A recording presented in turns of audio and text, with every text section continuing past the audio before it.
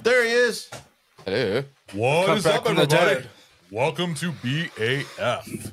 And it is that time of the year, Halloween, our first episode on the Night of the Living Dead. Month. Oh, no, it's not that time of the month yet. I mean, it might be for some people. Oh, that's For true. some people. Yeah. I say people because, apparently dudes can bleed also. I don't know. Yeah, apparently dudes can get pregnant now. Well, this is the first episode of our Halloween season that we're doing that Stu is hosting, which is the 1968 Night of the Living Dead versus the Tom Savini 1990 version of Night of the Living Dead. First one directed by George Romero, October 1st, 1968, when it was released. Other movies that he's done, a lot of good movies here. Night of the Living Dead, Dawn of the Dead, Day of the Dead, Land of the Dead, Diary of the Dead, Survival of the Dead. All the dead. Yes.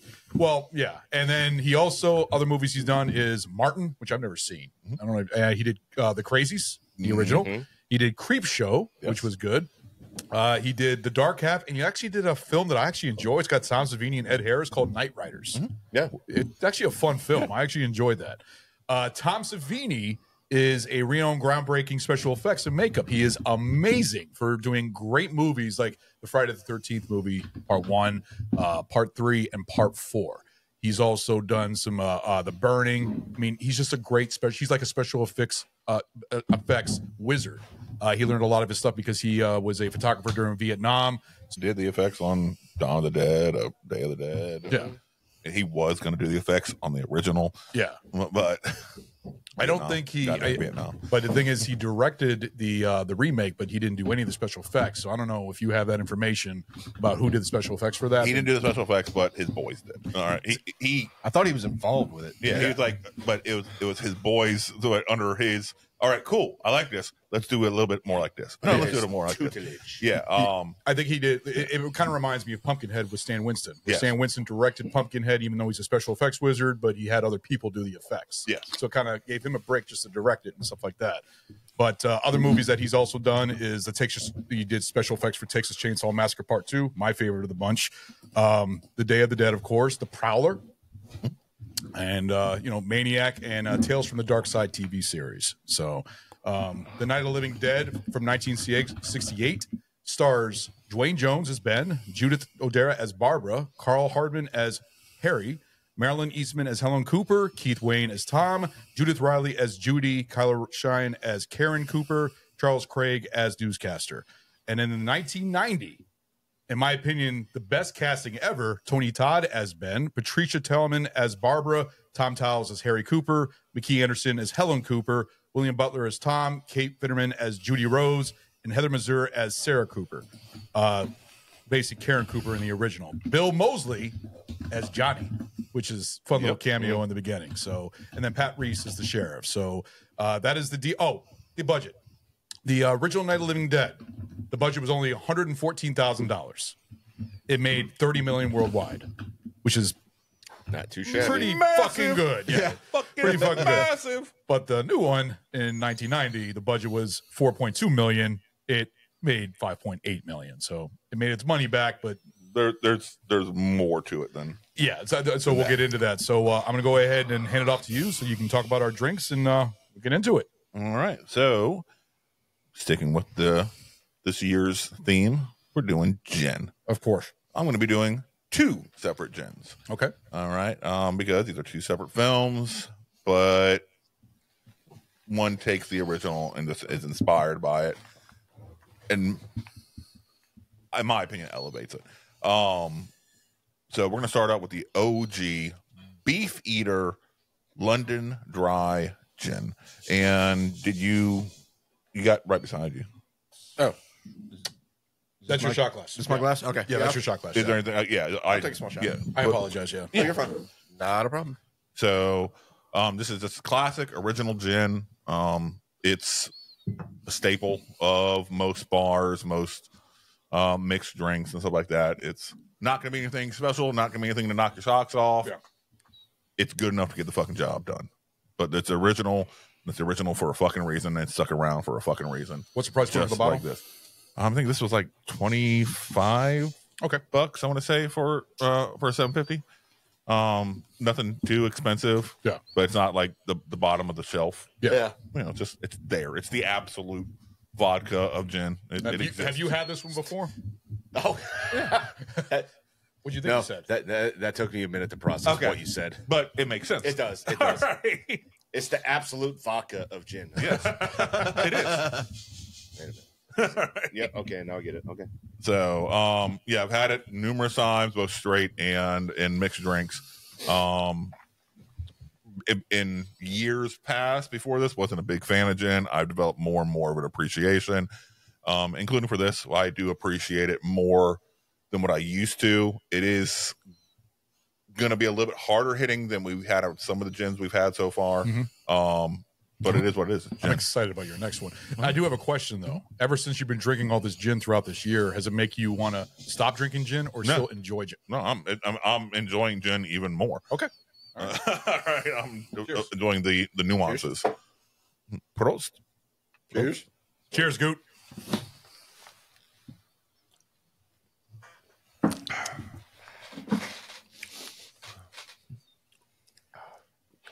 It's a traditional London dry gin. That's all it is. Definitely have the alcohol, like rubbing alcohol. A little bit. Definitely taste that, but it's not bad. No. It's not. It's easy to drink. It's okay. Not anything to rage about, but I mean, definitely. And the aftertaste, it's not long. Like it doesn't linger. That's what she said. Yeah. I mean, I'll give it a 1. Okay. I'll give it a 1. It's simple. I mean, like I said, I'd rather this more in a cocktail, not by itself. That's something what it mixed in. traditionally would be. Yeah, mixed in with something. This isn't something that I would take a shot of. Like, I'd order a shot of this just for a Give us a cocktail. beef eater, bitch. Yeah. But yeah, it's there. I don't know what to think. Okay. Being as not as a big a drinker as everybody else, it's not bad. If somebody puts it in front of me, I probably would drink again. So I'd say, 1. Okay. Yeah, I mean, it's still tasting it a little bit. it's more for a mixer Yeah. than it is for a straight shooter. Yeah. Yeah. And it's meant to be tampered down I by, can see mixing it would by improve other it. drinks. I'm gonna change mine down to maybe like a 3/4. Okay. 3/4. Yeah, 3/4. I'll give this up. Just put it down a quarter. So 3/4. That's fine. Goot, how about you, buddy? Did not have a chance to get these liquors today and this week. I Is thought I back. saw you take a shot. I'm sorry. I was drinking beer, some Feist beer. So what do you review your What's beer? your review of beer? Oh, this is I love the Victory brewery in Pennsylvania. Yeah. They have a Victory Monkey. What was it? Victory Monkey? No, it's Excuse me? Oh my god, I forgot what it's called. But it's a sour beer, and I love sour beers. So it's Yeah. I love they make good beer, and this is their Oktoberfest. So they made a Feist beer. So I'm like, had to try it. Oktoberfest beers is always good. And are you happy with it? So very happy too. All right, there you go. Bonus review. Send me a picture of that beer. All right. And Ragnar? Give it a 1. It's simple, easy. There's nothing special about it. Smells just like a traditional gin. I don't know where I didn't taste a bunch of the rubbing alcohol. Oh, it was mild, but you can definitely taste it. Really, it's very tame. Like with the juniper in there. So you smell it, you taste a little bit of it, but it's nothing special. Yeah. So You taste it, you just see the ugliest Brit ever, right? yeah, you absolutely fucking could. Ron thought it was only for him because how much he likes to eat beef. Yeah. Yeah. Beef eater. So it would drinking this. Have you ever seen the Ricky Gervais show? Yeah. Which one? Huh? The Office, the original one, or something else? No. Like his show, His talk show. his talk show. Oh, okay. Where He's made quite a few shows. no, I'm sorry, the one that I'm thinking of. My bad. It's hold on, let me see if I can find the individual. It's one of the Extras. yeah. Okay. It's I want to see here. Oh, the one where they work in the old folks home. There we go. Ricky Gervais show. So the cast for that is Stephen Merchant. He's done a few things with him. Oh yeah. Yeah. Yeah. So him, Yeah. right? That's who I picture drinking this. Yes. Yes. Wait. Absolutely. Stephen Merchant. That tall, lanky bastard. Yeah. Yeah, sure. Yeah. He's in Yeah. Logan. He's the albino mutant. Yep. Yeah. So yeah, that's who I would picture when I drink this is Stephen Merchant. Oh, that's good. Oh, yeah. So- I can see that. All right, to round mine off, it's a 1. It's a gin. It's a dry gin. It was kind of moist. The epitome. It's the epitome of what a London style dry gin is. See the bottle. Yeah, it is. It's existed forever.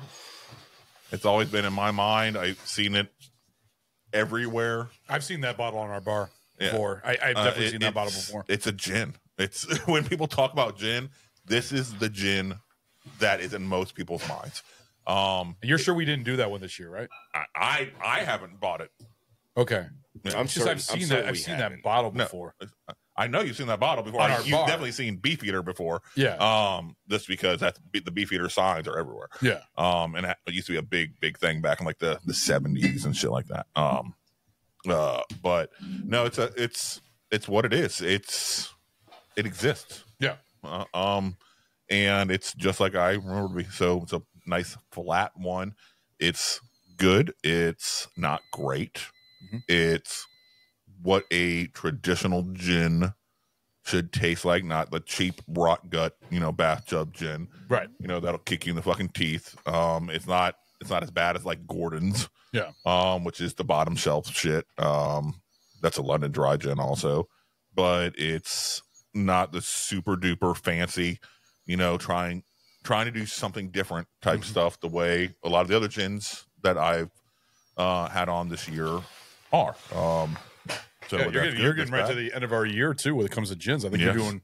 No, I don't think I think you're doing one more for Dust Till Dawn. We're doing that this year? You're doing that. That's your last one of the year because you're not doing a Christmas episode. Damn it! I thought it was fucking done. I'll put together a list for you. I'll make a list of your top gins, like how you rank them.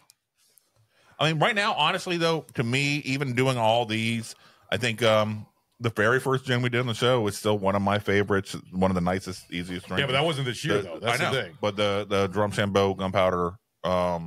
I thought the black one, the black one with that we did for Alien. That was nice, but it wasn't amazing. It was compared to the Gunpowder gin, I don't think. No, the gunpowder still remains the top. The second one that you brought, the orange one, the citrus one, that one was okay, but it didn't touch the original. No, yeah. So it's, but this is just like different bourbons, different whiskeys.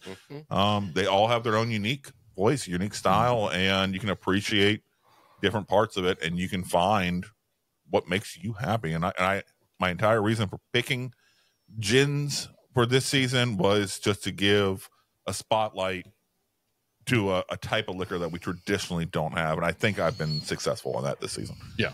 So yeah, So far so good. yeah. So that's the first one. We'll go into the second gin. around whenever we naturally find a point when we're starting to talk about the Savini remake. Okay. That's when we'll go ahead and we'll introduce now something completely different. Yeah. All right. All right. So that's the end of our first. Yep, forgot that. Don't forget the end of our first segment. So we're gonna go ahead and take a break. We will be right back, and then we'll be getting to the verses of these two great movies right here. I'm really curious how this is gonna go. So we'll be right back, guys.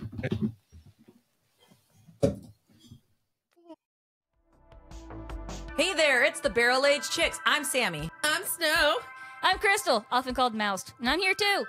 And then we also have Yen and Harley, who sadly are not with us, but that's okay. We're here to talk to you about our podcast.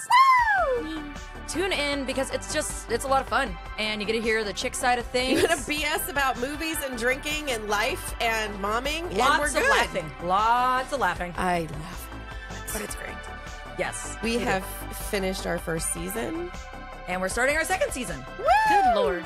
2024. Here we come. I know. Enjoy it. Join us on all of the platforms. Hear them talk and me listen. You talk. You can find us on Instagram and Facebook. Pretty much anywhere you can hear voices on a phone. And yeah, so give us a follow. Check us out. Watch us give Ron aneurysms. It's the best part. And thanks for listening. We will talk to you soon.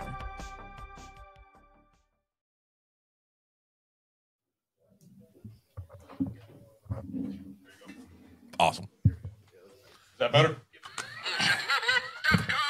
Why do you think that's bullshit? I'm sorry. I like to interact with the goots. It makes it easier for me to remember to include him in the conversation, not run him over. Yeah. I need that visual stimulus. Yeah, because me and Ragnar can see him from here. So put this on the Maximus screen. There we go. All right, we are live. What's up, guys? We are back with BAF. So, Stu, I'm going to hand it off to you. Night of the Living Dead. Okay. George Romero, the king of the zombie genre, gave birth to this screaming, bloody fucking baby and changed the game. All right. Almost everything we know as modern zombies is tied to this film directly. Yeah. And it's amazing. Even as much as The Walking Dead. All right.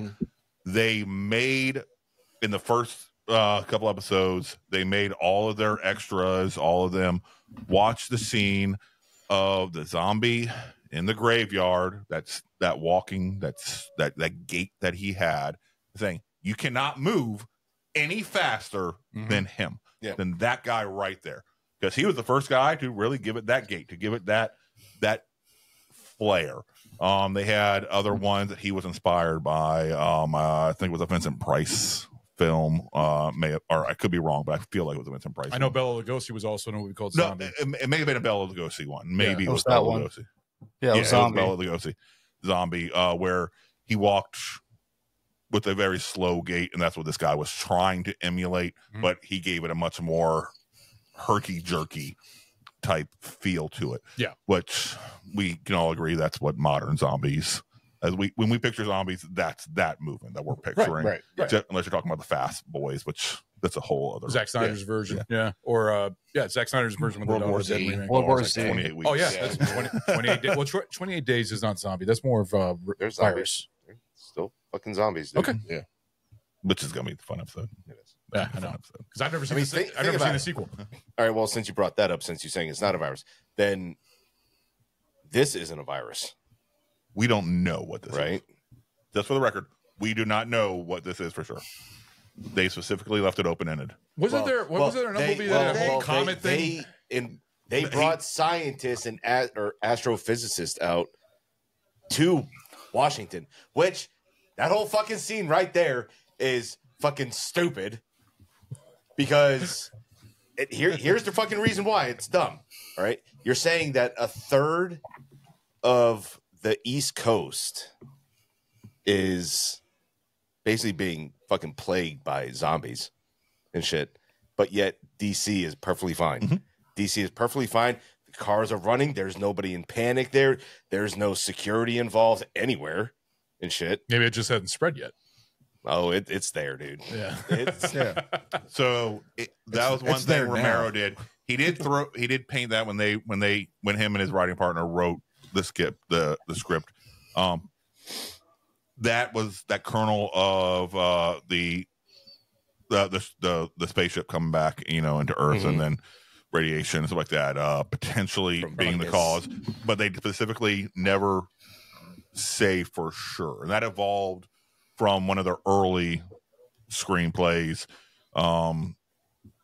They were just figuring they could just make a monster movie, and that's what the original title of the fucking film was when they were working on it, was just monster movie. Yeah. And for the cheap investors, they're like, Yeah. you guys give us some money, we'll make something. Horror movies make money. Yeah. There we go. A equals B equals profit. Yes. All right. So they had an idea of teenage aliens coming to steal bodies out of a cemetery to cook. It's like that. So they're like, yeah, we can't afford to make a fucking spaceship, so we got to kind of change this around. Then it evolved from something very generic to what we see, to the point of they're still making stuff up and improvising as they were shooting. Trying to think of Plan 9 from Outer Space. When Yeah. did that come out? So they went ahead and they specifically have said that, that they go out of the way not to say why the zombies are happening. Yeah. And what the cause is. And I appreciate that, because that to me adds more of it doesn't need to know. We don't need to know what caused it. I'm a little shocked No, you that just need to know that it's happening. Yeah. I'm a little shocked that Plan 9 from Outer Space coming out in 1959. This came out in 1968. That had a little bit of the zombie thing also in there with the little bit. which I'm surprised that was never brought up. Cannibalism. Yeah, I know it's more of so like I said, this was an evolving thing. They started, this was shot over the span of 6 months, I want to say. Yeah. From In Pennsylvania. from July through January. Yeah. And so it was guerrilla style. It was, as they happened to have a little bit of money, and they happened to have some time, like, fuck it, let's go shoot this shit over here. Yeah. Almost everybody, You could tell too. yeah, almost everybody in there, almost all the extras, were either clients or friends or people that they knew, investors. It was all just very thrown together shit. You want to be in a movie? Yeah. Give me some money. Basically, their initial pitch was they thought they could make the film for $6,000. Yeah, we need some zombie. We need some. They got 10 people to invest $600 each. All right, like, all right, this ain't enough money. Let's do it again. All right. I'm sure. Let's do it again. I'm sure they Fuck paid. the All right, let's do it again. I'm sure they paid double to the zombie chick showing her fucking ass and everything. No, Really? yeah, no, that was Probably some hippie it was all low end shit, to the point even one of the investors was a butcher who also was like, fuck it, have all these organs also. That's what they use for the thing, just to try to keep costs down. Cool. Yeah, he's like, yeah, let's It fucking worked. do it. It worked. But you know what I love about this movie though is the black and white. Yes. So Mine was not in black and white. Mine won't either. You watched it in color? Yes. you watch one of those, Yeah. No. you bastard. Black I've and white. seen the original in black and white. But that's the but best way to watch this one, it only showed up in color. Really? Yeah. Goo, what did you watch it in? Black and white. Okay, good. But on Max, if you have Max, it's there in black and white. Yeah, I don't know. I highly See, I recommend looked it watching it up. on Shudder.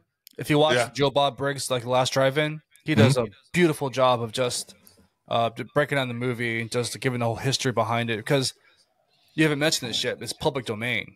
Yeah, I was going to Okay. get that. That's why. Now I was actually going to jump on the fact they had these colorized versions. Yeah. That I could then jump on and talk Fuck, about. I didn't know there was a colorized version, but I wouldn't want to see it. Multiple. There's It just ruins the movie. there's one that was green tinted it's not zombies, that one that's gray tinted zombies. Yeah, there's multiple versions. Okay, so with Romero zombies, because especially with Dawn of the Dead, what were the colors of the zombies in the colorized version? In the original? No, the colorized. In the Which original colorized? movie. The original, sorry, Yes. yeah. What were the color Which of the colorized? zombies? That's the thing. There is multiple ones. There's multiple different. Yes. Oh, They're so there's blue. normal. Yeah, the one I saw, they looked. I don't know what you saw They're- it on. Because Romero, they're I green, saw it they're on blue. Freevee. On And where? on Freevee is Okay. where I found it, and I have a Criterion colors, collection of it. The colors were, you could tell it was colorized, but they were very mild colorization. It wasn't So like, probably the grayish. maybe you tell, but skin tones were still skin tones. Well, see, that's the thing. It was just extremely muted. When it gets to Dawn of the Dead, that's- he gets to like green and blue colors on the zombies. That's why I was wondering if they did that with the original. No, The no, makeup. the colored version, the colorized version of the original, it was like the remake of it. Okay. That version, like I said, there's multiple colorized versions. Yeah. I didn't So, know that. Yeah, so this entered public domain as soon as it hit theaters. It hit public domain. There was rip-offs of it immediately. People showing bootlegs of it immediately. So it was originally one of the final titles was Night of the Flesh Eaters. Yep. And the distribution company was like, That's a B-rated title right yeah, there. but they were worried. All right, shit, fuck. There's another movie called like Flesh Eaters. Revenge of the Flesh Eaters, something of the Flesh Eaters. I thought it was Night this of the Anubis. Huh? That was what he wrote it. A script title. 'Cause that's the work print edition. Because my Criterion actually has that. That was they threw that back on out of honor to what his script was. Okay. So the distributor was like, "There's another movie, of the Flesh Eaters that could cause potential copyright issues. Let's change the fucking name. Change it to Night of the Living Dead." When they threw the new title on, they didn't put a copyright marker, which at that time was required to be protected. So because of a copyright issue that they were worried about, they changed the name and thereby forgot to put the copyright and fucked themselves. They fucked themselves up until they had no copyright on it until the 1990 remake. Until then, that's part of the big one of the big reasons. One of the big reasons that movie got made was to permanently lock down the rights because of all the bullshit that they had gone through because of this. So people were making rip-offs of the film and throwing it, and they had no legal recourse. Yeah.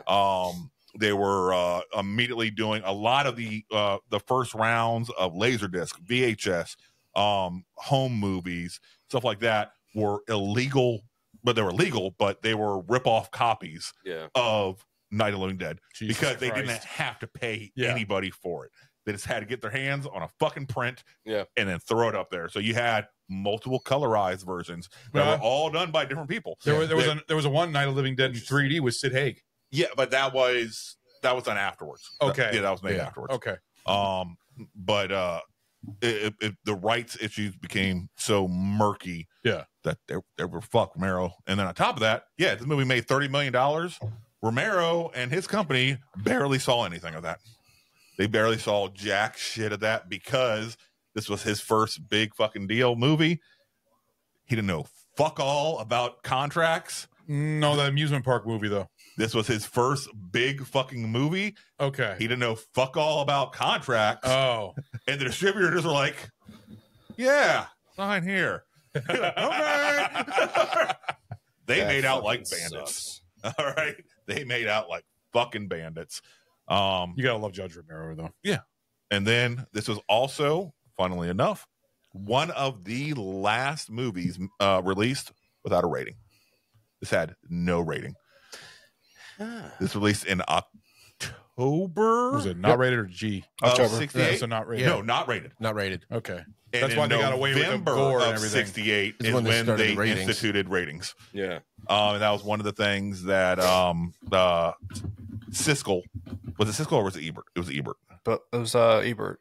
Ebert had a fucking problem with. He's like, there's little kids. There's like 8-year-olds in here thinking it's like a normal fucking horror movie.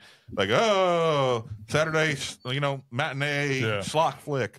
All right. And being People shot in the head, people just gory, grotesque, horrible stuff. eating intestines and And everything. they had no idea. And he said it wasn't like it started out where people were watching and like laughing and screaming at the zombies and ooh, ah. By the end of it, people were dead silent because of how fucking bad it made people feel. And he's It's like, good. That's a good horror yes, film. it Yeah. is. Yeah. He's like, I enjoyed the film. Yeah. But it's fucked up that these little kids are getting to fucking see it. Isn't It's this fucking wrong? Isn't this movie also, because I think in the beginning of my Criterion collection, since this is in the historical. Yep, it's protected Yes, it by is. by The Walter Uncle Reed Sam. Foundation. Oh yeah, Assholes. It's a different company. It's a different company. They don't get that though. That's why it's so funny. Yeah. Yes, it is. The Walter Reed Distribution Company is the one who did this. Walter Reed, different Walter Reed, not Walter Reed, like Not Uncle the Children's Sam. Hospital. No, No. totally different fucking company. This Walter Reed's a piece of shit. All right, he's an asshole. All right, but he's one of the ones who screwed them over on distribution rights. So on his fucking gravestone, his grave header, he doesn't even have this. He has his top 5 movies from the Walter Reed production crew, right? That's not even listed on there. Night of the Living Dead on his gravestone. But an Really? effing joke. What are the movies that are listed? It's the 5. It's garbage you never heard of before. They're shit films. Yeah. It's a shit distribution So why company. wouldn't this movie be shit listed? house? Because they're stupid. Yeah, because he. There's no good answer. I don't know. Yeah, they fucked Romero and his company. All right, and they got to keep the money. They also don't want to kind of have the spotlight on him, but they fucked Romero and his company. Yeah. One of the biggest fucking horror films ever. One of the most profitable horror films that somehow was that profitable, not connected to any fucking copyright. No, I think this movie is a crazy. landmark when it comes to horror. When you watch this movie, even back for 1968, it looked fucking great, and the black and white even made it better because it hid the faulty stuff and everything else. It actually made it more realistic. And I thought the zombies were great. I mean, everything about this movie was so good for its time, and it started that whole zombie genre. It started then with the Return of the Living Dead series, then the Night of the Living Dead, then the remakes, then the Night of the Creeps, you know, all these other zombie movies. But this, to me, will always remain the original OG. And when it Yeah, comes but to zombie- minus the one that they killed, the one they killed in the house that they're dragging out of the house. you talking about the one with the fucked up face? No, Which one? Fucked up face? The one they saw at the top of the stairs. No, not him. Oh, No, this is the one that they actually, the guy actually killed in the house. okay. Because when they go to drag it out, it zooms in on the zombie's face, and you see his eyes moving. Oh, I saw that. Yeah, I And saw these that. aren't real fucking actors, okay? Don't be fucking fancy. These aren't real fucking actors. There was another faulties because the woman at the top of the stair, or the person at the top of the stairs, you see like the face is all like eaten up and stuff like that, and they pull the body. The face was completely fine when they were pulling the body. It was like, Those eyes are made with fucking ping pong balls. but it didn't bother me. It doesn't fucking matter. No, it didn't bother me, but it was just like it's one of those things that you really have to focus. Syrup. Okay.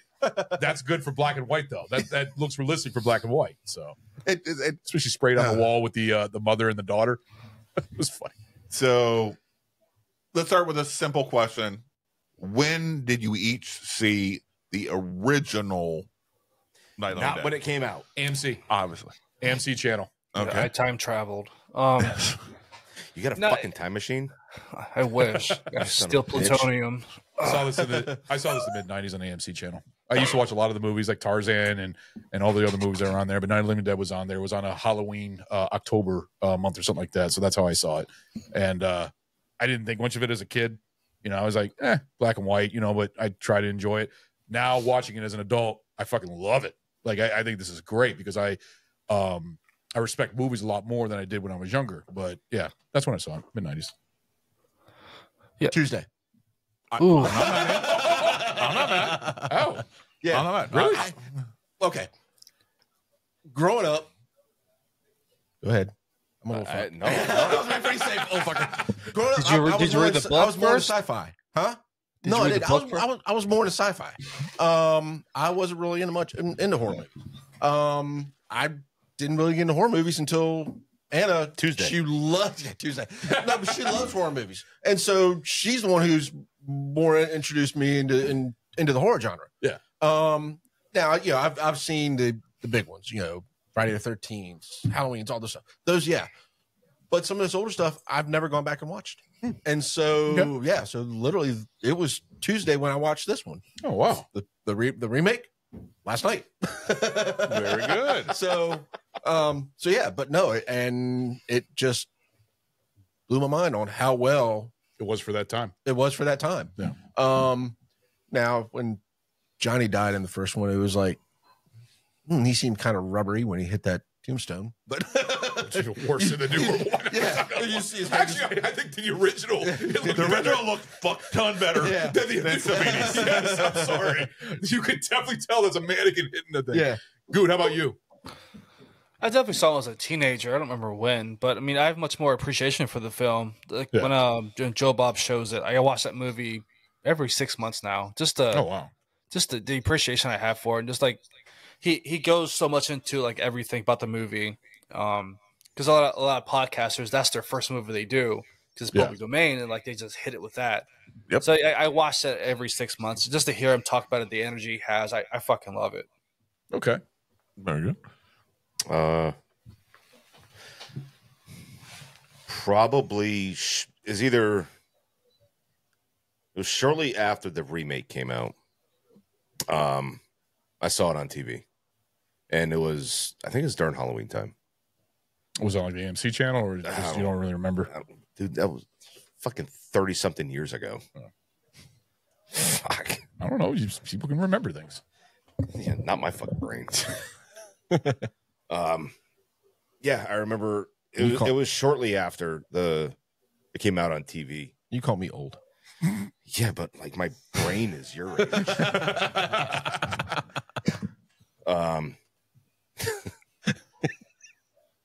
And I remember seeing it on TV and then watching the remake of it. Yeah. And shit. And it's great. Yeah. So mine, I was probably about 10 years old shortly after I stumbled across the 1990 Savini remake. That's what brought you to horror. As you always say. And that, You always claim that sent me off on a fucking mission. That's why and then I found out the remake. This. I'm like, well, let me see what the mission was. It's Okay. funny. Very cool. Funny we've been doing this podcast for 4 years, and I've been talking about it finally since day doing this fucking one. movie. I I'm know. talking about the day one.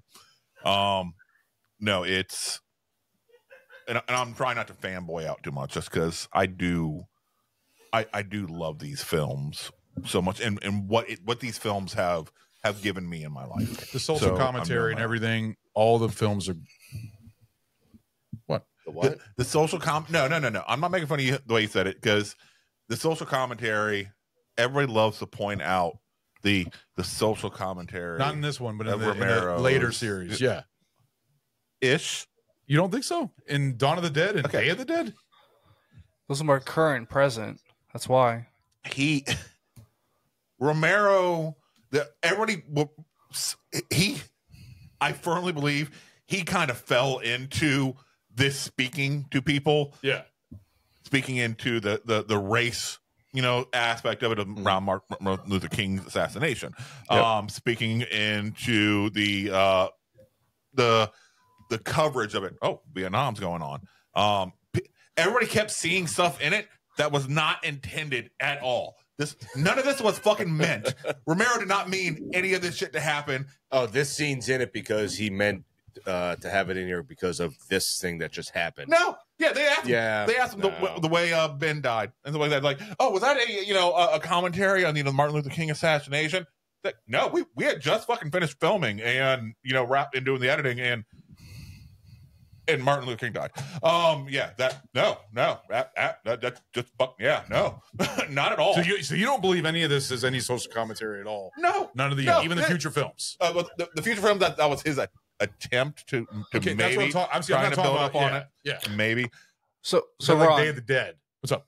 So a lot of these people who were producers and all the executive producers and directors, they made commercials before they made this movie. Mm-hmm. Okay. So they were big into like making like that 30-second to minute spot. So yes, you see a lot of this stuff because they're trying to appeal to people, and it works. So that's what you get that sense of it. That's why it feels so powerful and relevant to you. Yeah. Okay. So Romero and his boys, there was two other guys. They had a company, a production company. Yeah. They did commercials. They did small little super low budget shit. They did scenes for Mr. Rogers' Neighborhood, including shooting. That's why. Yes. Okay. Including shooting. He had like a small little surgery or dentist visit or something like that. Dentist, yeah. Oh, that was George Romero right there. He even to the point that he wanted the main actress to be an actress that was from Mr. Rogers' Neighborhood. One of one of the regular people that's on the show, and Mr. Rogers was like, "Fuck no, no, Those you're are not not show with associating his- her with that with zombies. No, no." it's kind of a different yeah. different genre right there. Yeah, but if it wasn't for Mr. Rogers, they were giving them, the money to operate, by shooting normal stuff. They wouldn't have had the reel to be able to show people, hey, look, we actually aren't complete morons. We kind of have some experience. We know what we're fucking doing here. We have cameras. We got equipment that we bought. Yeah. Like, of course, a lot of them were shitty fucking black and white cameras when everything was being upgraded to color at the time. So they could, their own editing studio was only meant to edit TV stuff. Yeah. Which was 16 millimeter. Yep. But they didn't have 16 millimeter cameras. They had the full screen. The 38 millimeter. So then they had to shoot everything in 38, transfer it over to 16, do the editing. They didn't have enough money or enough time to do more than one or two takes. So basically what you see is what you got, which I give credit to Romero. Yeah. He knew he was on a fucking clock. So he had everything as planned out as he possibly could. But you said the shoot was from summer to January? Yeah. It lasted That's 6 a months. long shoot. I figured this would have been a more It's shorter because shoot. they only had money a little bit here, a little bit there. They just did it in their free time type situation. They They were shooting that entire 6 months. Yeah, No, it just no, it seems was like a very long shoot for a movie like this. Even Let's go to the graveyard this weekend. Even the that basement makes scenes, sense, though. Yeah. It really does. the basement scenes weren't shot in that house. That house didn't have basement. Stage. No, it was shot in their production company's basement, in their office's own basement. Yeah. They built a fake fucking door in that farmhouse that led to nowhere. All right, and because they wanted a basement, but all they had was some like little dirt cellar thing that wouldn't have worked at all. So like, all right, cool. Then we'll make everything happen in our production offices, save some fucking money there. Hey, that And works. shoot there, and that's where they end up storing a lot of the stuff afterwards, a lot of the original work prints, a lot of everything, all the original stuff, which all got lost during a fucking flood because it was stored in a fucking basement. Right, so the I same remember hearing basement about that. was the fucking goddamn ruin. That's why we won't have any original OG shit. That there's scenes that were cut out, including The work print edition. Yeah, Because that's one I have. I've seen it's on the Criterion. Yeah, you have parts of. Yeah, you have parts of. No, it has the whole thing. No, it doesn't. It doesn't. Yeah, it's like it doesn't have the whole thing. It doesn't have the whole thing. No, it does not have the whole thing. They lost a good amount of the original shit. All right, what you have, the Criterion Collection has, is the closest that they have to the original shit. They lost stuff that will never be fucking had again in that flood. Okay, I got to look at it because it's Night of the Anubis. I think it's called. No, that's titled that during the Criterion thing. They made it. Yeah, in the editing, they just made it look. Okay, like that. No, there's a lot of shit that is lost forever. There's a hard cut scene when they're having a discussion in the basement. There's a very fucking hard cut when there's no other hard cuts in the fucking film. That if you're looking for it, there's a reason that the hard cut exists is because the distributor said basically it was like an 8-minute exposition, during the whole thing in the basement. And they're like, yep, too fucking long, lose some shit. So he's like, snip. Yep, snip, there we go, boom. So even though he starts out talking from one direction and all of a sudden he's over here, hard cut. And it's like, yeah, fuck it. Let's not fucking roll. Don't matter. And then there was a couple of smaller scenes, there were some more graphic scenes that ended up getting cut. For the time that this came out, this movie was graphic for the time. I mean, seeing them tear up the the intestines and everything else and chewing on things, which most of the time was real fucking organs, of animals covered in chocolate sauce. They got to make it tasty somehow. Yeah. No, they weren't even trying to make it tasty. They were raw too. They were saying, except for after. Yeah, that's why the chocolate to make it tasty. Yeah, after the fire, after the fire, they had some roasted ham in there. It was burned meat covered in chocolate sauce. All right. Why? 100%. The way it was. That's funny. Hey, had to save money somewhere. You know, craft services can be afforded. Yeah, of course. So they shoot this on and off, off and on, you know, with buddies and stuff like that. George Romero has a partial script, like, you know, maybe halfway done. His writing partner, Romero, has to go off and shoot some stuff for another company and stuff like that. Just do some work, just to actually make some fucking money. Yeah. His writing partner writes the other half of the film.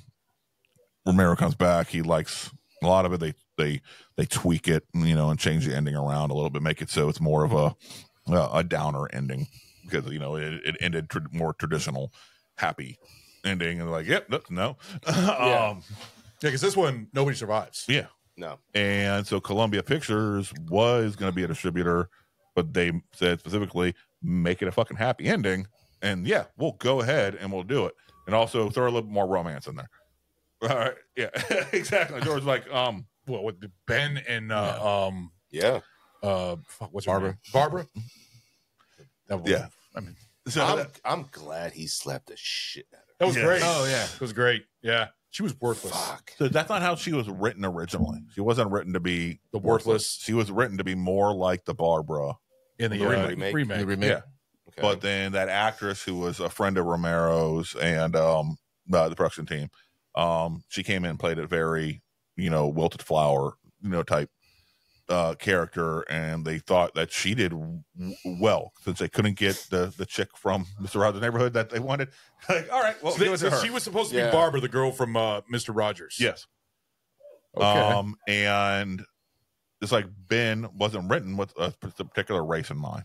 They just went ahead and wrote the original Ben was supposed to be a truck driver who kind of was able to fucking get shit done, figure stuff out, you know, make do in bad situations. Then Dwayne goes Dwayne ahead. Jones. Yeah, he auditions, and they love the way he did it, and they're like, all right, yeah, it's yours now. They didn't change any of the character based on how they originally wrote it, just because they now have Good. to have a black man. Yeah. All right. That's fucking good. It was Wayne who came and said, listen, let's stop making him so middle of the road, so truck driver, so rigid. let's make him more educated sounding, more Yeah. you know, put together and stuff like that. And George and them were like, yeah, cool. Yeah, do it. He looked like he basically looked like a businessman or something. Yeah, like yeah, absolutely. You take the lead. You be more, you know, the man. All right, and that's what they did. Dwayne did a great He did job as Ben. amazing. Yeah. He's my favorite part of the movie, actually. I thought, and just like when we get to the next one, but he did a very good job, and I was very happy with the casting. I don't know if he's in any other movies other than that. Have you seen him in any? He did a couple ones. He was mostly did a lot of plays, a lot of Okay. you know, live plays. Well, he did a good job. So he and even the guy who played blanking on the name, the asshole downstairs, Hold on. Mr. Cooper. Mr. Cooper. There you Mr. go. Cooper, and that was played by Carl Hardman. Yep, another guy who did mostly play work and stuff like that, the small stuff. And then everybody fucking hated him. And people asked him, all right, so what do you feel that everybody hates you? Everybody hates you. All right. And they were glad when you died. You're like, I did a good job acting. He played a good me. asshole. That's not me at all. He played a great asshole. You know, the shitty part about that is that people do not know how to distinguish the difference. Yeah. Between the character that they play and their true self. Yeah. Because Some people even hate now, mail. even nowadays, like actors who do a phenomenal job Yeah, I know. being complete Yep. assholes in a film. They get a right? lot of shit They from could, people. they literally could be the nicest person around, Mm-hmm. but everybody hates them for that fucking role, Yep. and they don't know how to distinguish between the real you and fucking movie you. Yep.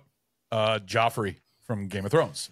Oh, one fuck right that there. little bitch, dude. Yeah, Fuck him in the show. Fuck him in real life. Yeah. All right, I don't care. there's other actors that have played like the most. They were great at what they did, and that was the whole Malfoy. point. Yes, I don't remember his name, Yeah. but yeah, Draco. Well, that's all anybody will ever recognize him. Like, what the Well, that's fuck he does? because He's a little fucking douchebag. well, most of them, except for Radcliffe, aren't acting. Yeah. And shit. They all stopped. Like Yep. they did a. Well, Like no, Malfoy, one the or guy two who played movies, Malfoy and played then plays. in the Flash TV show. Well, that's what I'm For saying. both But seasons. they tried. They stopped Yeah. from movies Yeah. and went into like TV and plays. Yeah. And fucking a couple others just stopped altogether. I think the only way you can get we're just focusing on the children's side of it right there. The only way you can move on as a child actor is if while you're a child you're also doing big movies like that and you're showing others otherwise, or you have to take a handful of years off in between, get people to kind of forget what you look like for a second. Yeah. And then people are like, oh yeah, I remember him from that. They have to go that route, or they have to immediately start fucking be doing shit outside of the TV show. Yeah. That It's they're like in. John Otherwise, Krasinski in they're The Office. Like going Yeah. from The Office to Yeah. Jack Ryan. He had to grow a beard out. Oh yeah. yeah, he had to take his fucking time. And then he just like, fuck it, I'm And going. marry Emily goddamn, Blunt. So yeah, you know, I'm going directing that now. kind of helped. and making Right. I'm making Quiet Place. Yeah, Dwayne Yes. Jones was only in, Right. Dwayne Jones was only in 8 movies. That feels right. Yeah. Yeah. The last one was Fright House in 1989. Fright House. Oh wow. And I guarantee the ones that came afterwards were more cast because of, oh, he was in fucking Night of the Living Dead. God damn. So they want to Fuck put him yeah. in another horror movie. Yeah. Well, when you think about it, Tony Todd, same Yeah. way. Yeah. Well, and in the remake, I mean, that motherfucking was one of the Candyman, only dude. movies Tony Todd ever had primary billing. He didn't have primary billing in Candyman. I don't think Yes, he had he first. Did he have first billing? But Candyman was, I think believe so. I think Candyman might have been after. What I saw is it was one of the only movies that he had first billing in. Was in the Savini. I think Candyman might have came out afterwards. So I might be wrong. I mean, Candyman definitely came out after. 92. It was okay. The first one was 92. Okay. I don't know of anything other than that. He was in Final Destination. That was after. That's like 95. Yeah, first And- top billing for that was Virginia Madsen. Oh, for Candyman? Yeah, he's listed as third. Yeah. See, there you go. Oh really? Yeah. All right. But Tony Todd, I mean, if it wasn't for the Savini remake, Tony Todd, I don't think would have gotten the chance. I don't. Tony Todd was Possibly not. he was perfect casting. Yeah. Perfect. And even for Cooper, too. That actor, I see him in shit. He's in a lot of other fucking movies. In House of Thousand Corpses as the sheriff, but he was in Henry, Portrait of a Serial Killer. He's in a lot of movies, and he was perfect as Cooper. He played a great asshole. They both did well. So the casting they did on the Tom Savini remake was like legit perfect. Even Barbara, just being a completely different version of Barbara. The version that she was She was supposed to the be. original version. Yeah. That version's a whole lot better. Yeah. But see, in the original though, it And the it original fit for the time frame. Yeah, Was but better also as- it fit for that character that she was playing. Yeah. It made sense. She was portraying a mental fucking break. Yeah. Her brain. She was in shock. Because of Johnny. Well, So you know, her happened to her rubberized brother died. Yeah, I mean, she just lost her fucking shit. Yeah. Well, you used to really be scared here. Johnny, You're still afraid. stop it now. I mean it. They're coming to get you, Barbara. Stop it. You're ignorant. They're coming for you, Barbara. Stop it. You're acting like a child. They're coming for you. Look, there comes one of them now. He'll hear you. Here he comes now. Little did he I'm know. getting out of here. Johnny,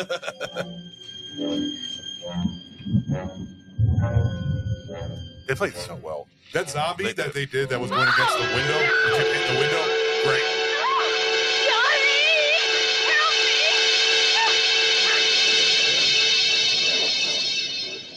And I love the score too. That was all from other movies.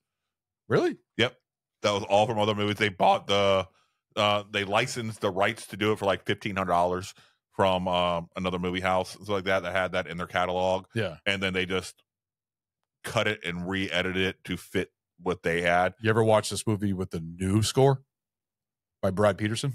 No. It's like a whole modern type of score where it's like a heartbeat and it's like really modern, but it goes with the original Night of the Living Dead. It's a different take on it. It makes it so weird, but it works. Where it's a constant heartbeat and it's like boom, boom, boom, boom, like, and it's just like a more like a deeper tone.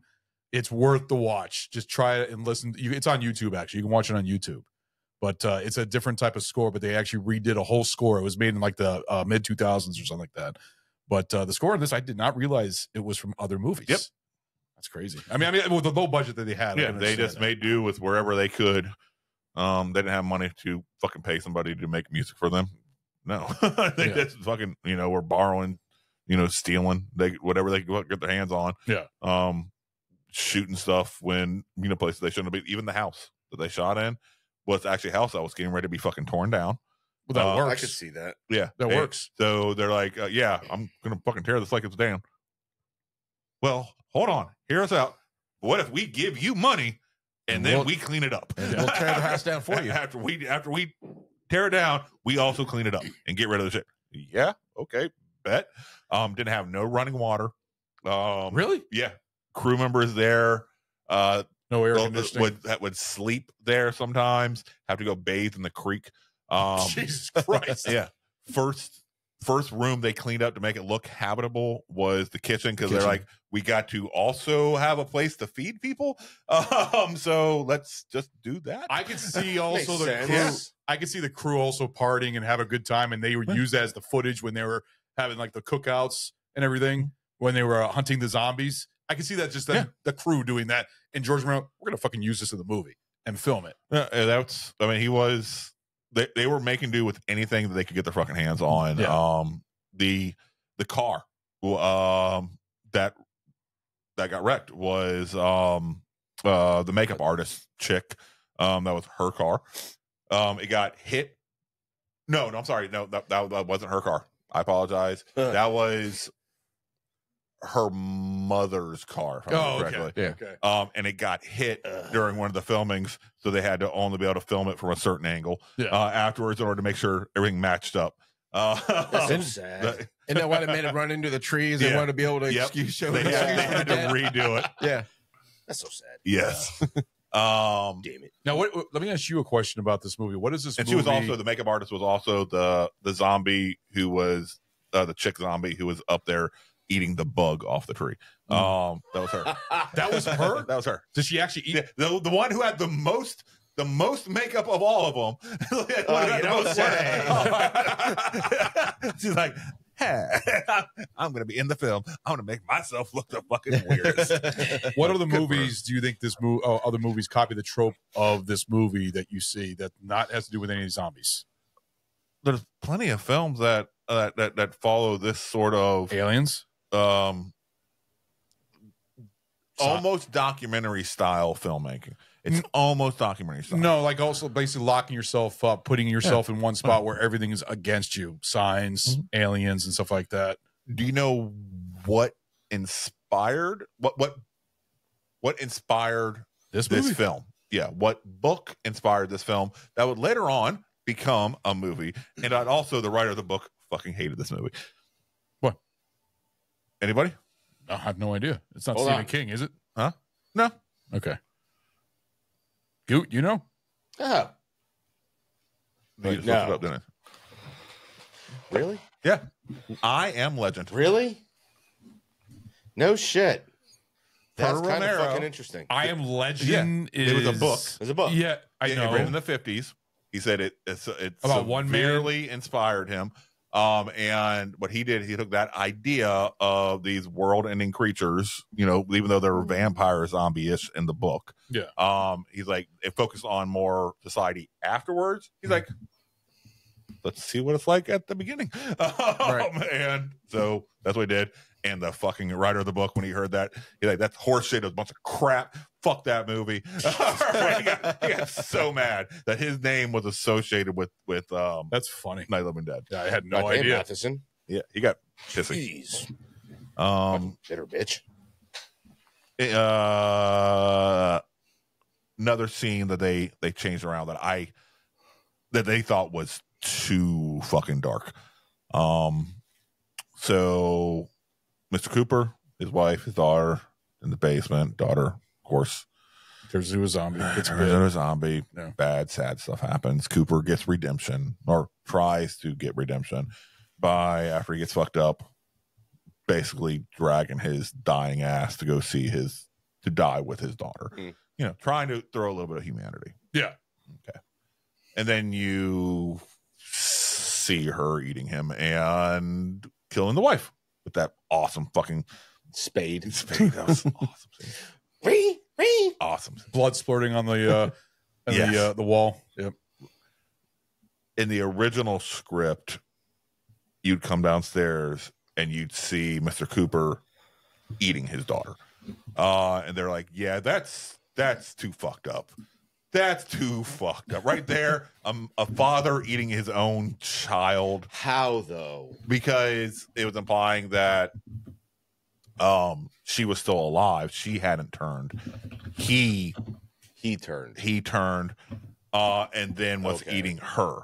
Okay. So it was setting it all Did up. They film it? Huh? Gotcha. Did they film it, or did it just never get filmed? Yeah, it was so that filmed, was one of the lost scenes. Yeah, let's cut, reshoot. This is a little too fucked up, a little too dark. Yeah. And which I can understand. Did they ever film a happy ending? Because you said that they meant no. Columbia said we'll distribute it and give you a real deal contract and shit like that, but you got to make it more people pleasing. Okay, so, I didn't know if they filmed an ending where somebody survived. No. And the reason, basically, the real reason they fucking said no is they didn't have money to do reshoots.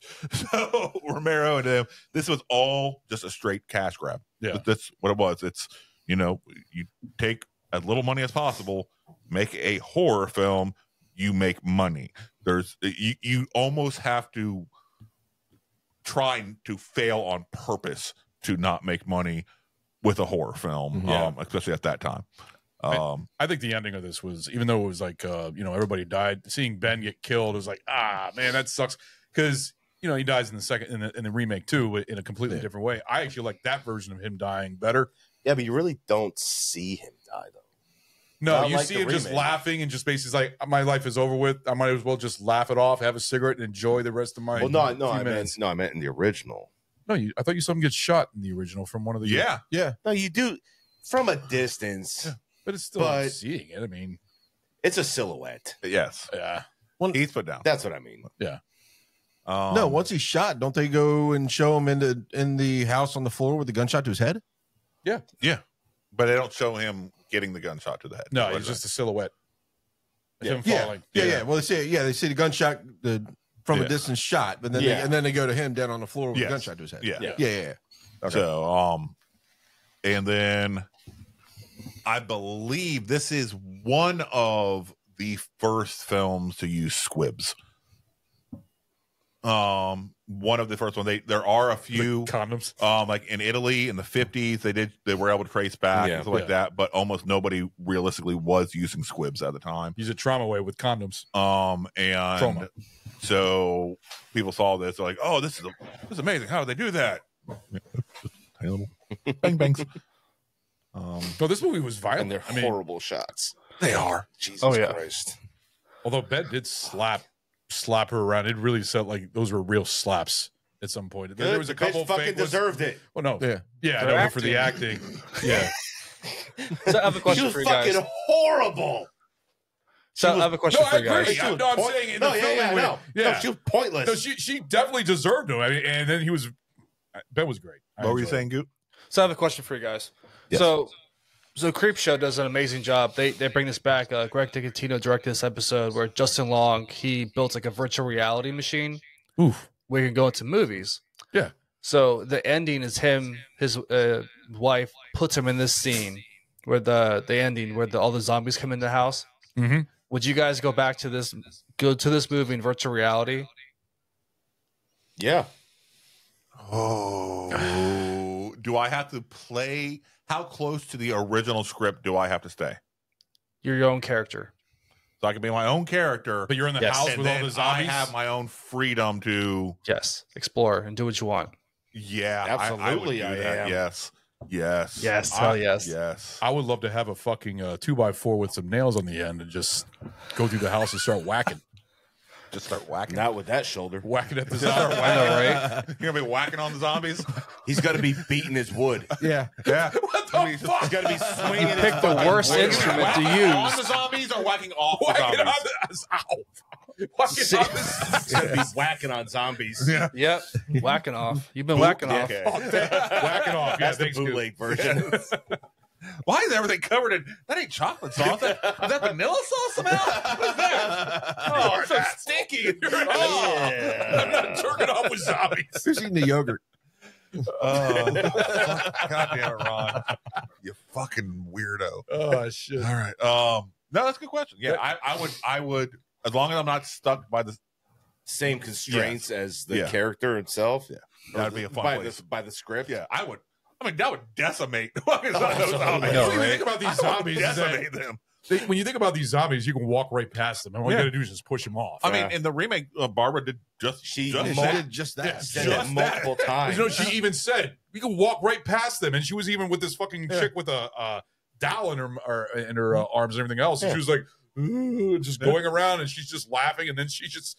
Yeah, I mean they're very easy to get around. Although when it gets to Dawn of the Dead, then you start seeing zombies climb ladders. I never thought that would happen. I do say I think the zombies being able to use tools the like way when they did that. in the original, and they kind of like said, no, never mind, let's make them more stupid as they fucking evolve in the other films. All right, like wait, They evolve more in Land what? of the Dead is when Yeah. they start actually using weapons. But no, you see, yeah, I mean, you see them using fucking bricks to, and stones to break into shit. Yeah, they're that fucking smart. Those are scarier zombies to me, the ones that actually can fucking put together a plan, as opposed to the, like walking into a the wall. fast ones. Yeah, right. Yeah. Like the fast ones are scary as in themselves because, like, especially in like World War Z, right? Like nobody is going to outrun them. No, like for some Especially reason, when you're having like a for fucking some army reason, of them falling down. those sons of bitches are faster.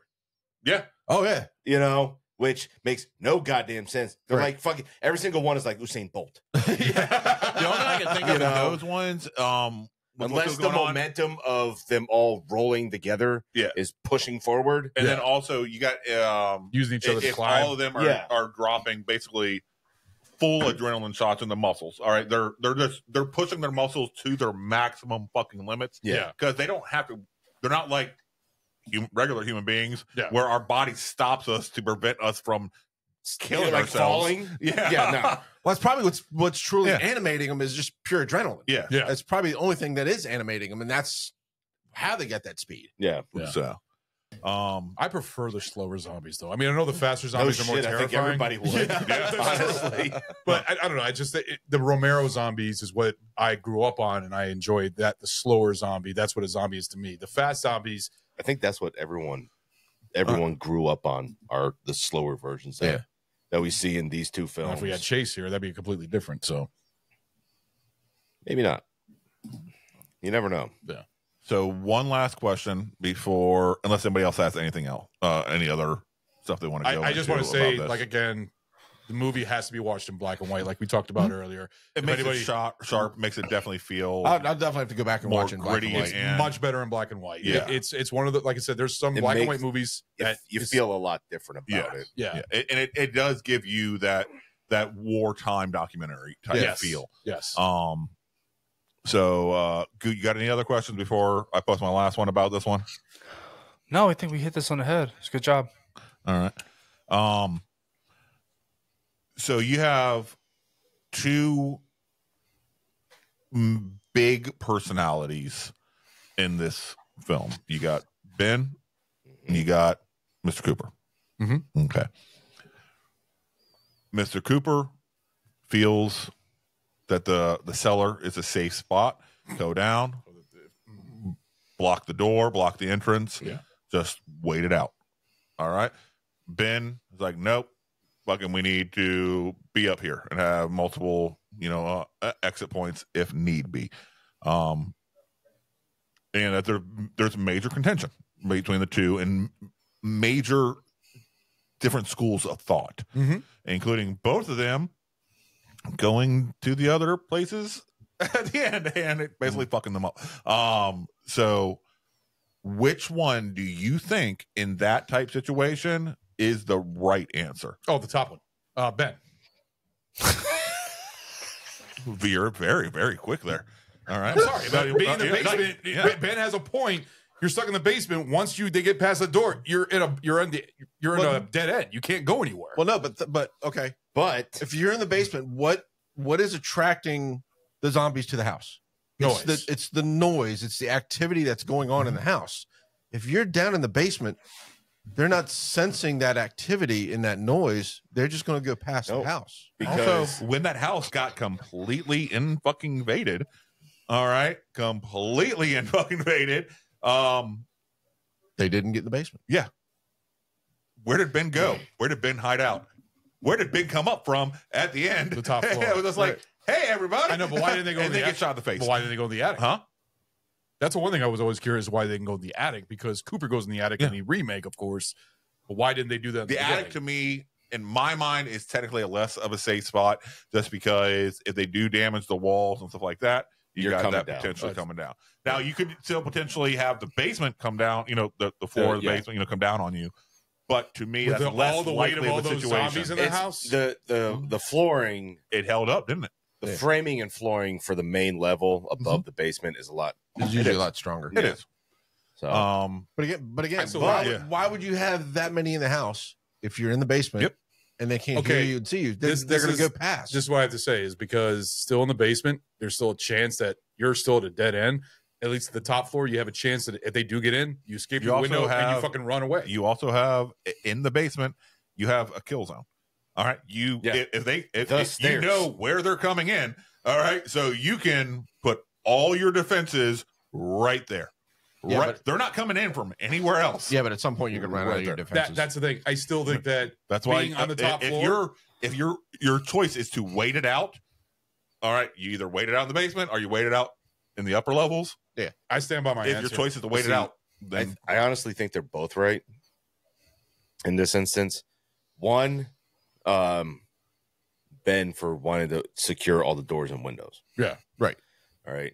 Now, with that being said, what you should do is put up knowing that. But see, Ben in both movies didn't really know that, like, the banging and the noise was attracting him. Yeah. So put up the minimalist amount of fucking battle boards that you can get on there. All right. And then grab whatever supplies you need and lock yourself in the basement. But the door in the first movie was a fuck ton better than the door in the second movie. Yeah. Because the door in the first movie opened going one way, all right, going outward. So they're not able to push in. The door in the second movie went inward. They can push in. So you get enough of them. Yeah. You know, there's enough pressure in there. They're gonna, because they're constantly banging against that door. It's gonna wake the frame, and then they're gonna fucking bust in. Yeah. That's if they know that for a fact you're there. So your answer is both. Right. I mean, your answer is both. Yeah, I think they're both right, but ultimately, though, safest place is the basement. Goot. I'm picking the basement. That's the smarter place to start out because you can go to the top if you need to, but if you have that door secure the way they do it, you have a safe spot. You have your kids down there. If you have kids, if you're by yourself, but kids, they can make noise downstairs. It won't make draw any attention. You go upstairs to get food, whatever, the refrigerator, if his power's still working or not. Get a lay of the landscape, see what's happening outside or TV. So, yeah, the basement's the first safest spot to be at first. So that's the thing about the TV is that there's no signal downstairs with the basement. Well, at least in the second movie. In the first movie, that wasn't a thing, but okay, you got the basement. Adam? I'm still sticking to the top, to the floor. Well, so if we're talking just first movie, I would say the basement. Ultimately, to me, I think they should have gotten out of there a whole lot sooner before the numbers got there. Yes. That was ultimately that is their the winner. Downfall. That's the winner choice. Yes. They got they allowed the numbers. They allowed the numbers to get too great for them to be able to defeat them. Well, them banging all the hammering and stuff like that, that was attracting all the zombies. Exactly. So, but if they had gone down to the basement, they wouldn't have attracted the zombies. So, if we're just talking first movie, the basement is the ultimate choice because if you got down there soon enough, you wouldn't have attracted all those zombies. They would have just walked past the house. There was no reason for them to go into the house. Right. So it's not. I mean, to me, it doesn't look like the zombies had thought. They didn't. It was instinct. Yeah. And the only thing that instinctively drew them is sound. I beg to differ on that. I beg to differ on them on their thoughts. Okay. Because in the opening fucking scene, all right, the one zombie, he had the thought process to grab that fucking rock and bash in that window. That's true. That's what I'm saying. Those zombies right there. Yeah. In the original, and the same had in the remake, a little bit of ideas. Yeah. And that's what made them a little bit scarier to me. Even in the remake, I feel like it was less. They went with less thinking zombies. Yeah. No, they did. But the opening scene, yes, that particular zombie there, like he had he's supposed to be a brain dead zombie, but he still had the mental fortitude to realize that. Oh, and Romero got hurt in that scene, by the way. Oh, really? Yeah. Were they in the car? Yep. When he was in the car, They crashed it. No, when he was banging on the window, to bust the window in, he was in the camera, filming that scene. He was the one, there filming it. Yeah. The guys came and cut him up when it busted in. Yeah. Hey, well, that's guerrilla filmmaking right there. You're gonna get hurt. So, I did like how the Johnny in both films were very fucking similar. Yes. Similar. Bill Moseley was similar in look and voice and sound and everything. Oh yeah, mother. And I feel that Johnny deserved to die because of the driving gloves. I'm so sorry. That was always a problem I had. Always. Yeah. I'm just like, what was your answer? Such a douchey basement. It is. Okay. It's such a douche move right there. Putting on fucking driving gloves. I'm sorry. Yeah. I was actually just watching the final Grand Tour. Which it's random, I know. But God, why am I blanking on his name? The James May. So he has a special steering wheel. I'm not going to say of what or anything, but they had special metal steering wheel, and they're in Africa. And it starts heating up. He's like, I'm going to do something I have never done before in all my life. I am going to put on driving gloves. Well, why? Because it's burning my hands. Like, that is a legit reason to have driving gloves. Yeah. Good for you. Yeah. Good for you. Yep. You old motherfucker. Even you thought driving gloves were fucking goddamn corny. All right. You're either burning your hands or your hands are freezing. Yes. One of the two. Yeah. Yes. So I think we covered a lot of this first one. I know we're not make references to it as we start talking about the second one. But before we get into the second one, we have let's go ahead and take a break real quick. Hey, fuck your break, man. You want to take a break? Fuck your break. I was gonna put a trailer in. Popeye is not a musical. The Popeye movie is a musical. It's not a musical. Rest in peace, Shelley Duvall. Yeah, she was in there, and also horrible. I like the way I think rest in peace. Whores. Shelley Duvall. What about fucking Robin Williams? Robin Williams. Fuck him. Fuck Robin Williams. How about Pluto? Fuck, man. Didn't Pluto die too? Pluto? The guy who played Pluto. The planet died. Pluto. I thought it was Pluto. No, Pluto's the dog. Pluto's a fucking dog. I always thought it was Pluto, even for him on Popeye. No, it's Bluto. It's Bluto. Oh shit! Well, Wow. I feel like a dumbass right there. I did not know that. Anyways, get to the You movie. should. You. How many times a day do you feel that way? I don't know, Goop. How many of the day do You definitely show it.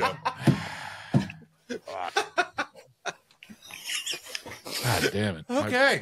Pluto. Fucking Bluto, dude. Pluto's a goddamn dog. Are you looking it up to see if we're wrong? No. Yes, he is. I can't believe it's Yes, Pluto. he is. Is that honesty right there? Yes, it is. Yes, I am looking it up, and I'm just trying to. You just said no. You said no. And I asked you a point blank question. If you're doing it, you're like, no. And now you're like, I'm just looking it up. there you go. So you lied. Well, I get the first punishment shot in the episode. All right. It's fitting. They're coming to get you, Barbara. The fuck? I seriously thought it was. Your punishment shot. Oh, fuck. Fuck you, Goot. Thank you for the honesty poll there, Goot. I appreciate that. I believe in honesty. Yeah. Come on now. Any day now. I don't know where it's at. The girls probably took it when they meant to Not being prepared. Almost got again. Get him, Goot. He's on fire. Love it. What's the Hey, you just got to take a big swig.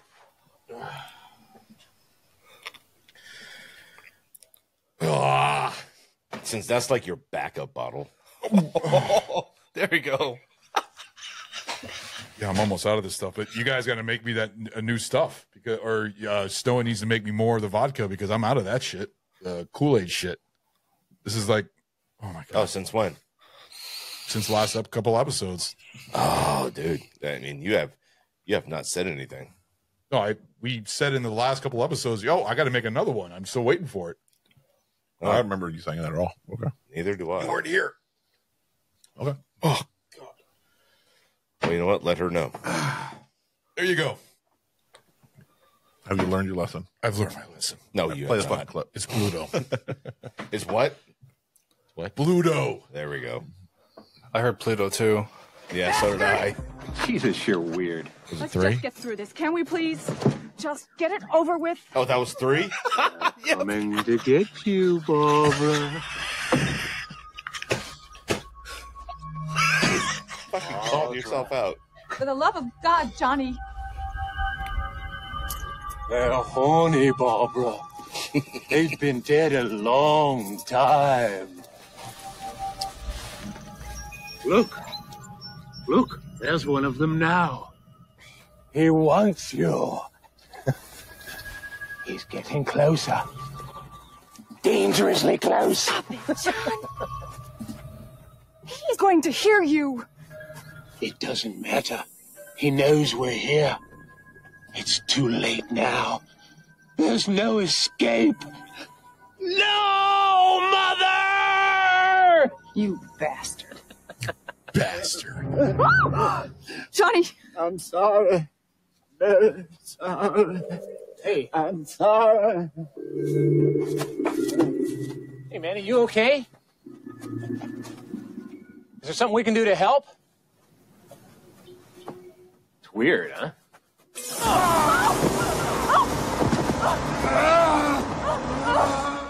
Now that zombie was more of a modern zombie than compared to the original zombie, and him falling on that gravestone was a little rough.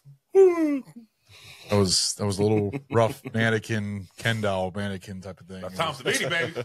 Mannequin foo. Look, it's a little bit better than the original. I think it's worse than the original. I think the original Said a little.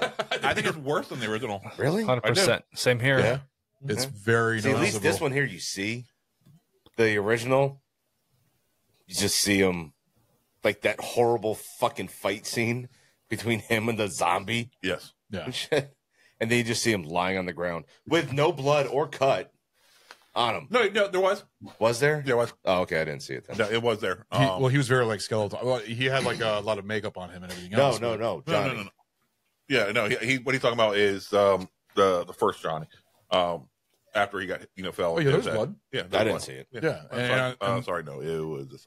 And this one was just, like I said, like a mannequin with the glasses. It was very slow motion too. Like I don't know, for Tom Savini, I was like, really? Yes. But I mean, I guess it was him directing it, so it was his special effects guys.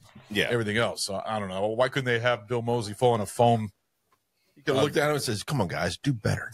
Yeah, that's only one fault in this movie that I mean, there's other faults. That in was this, the but only fault. Only fault? The only fault.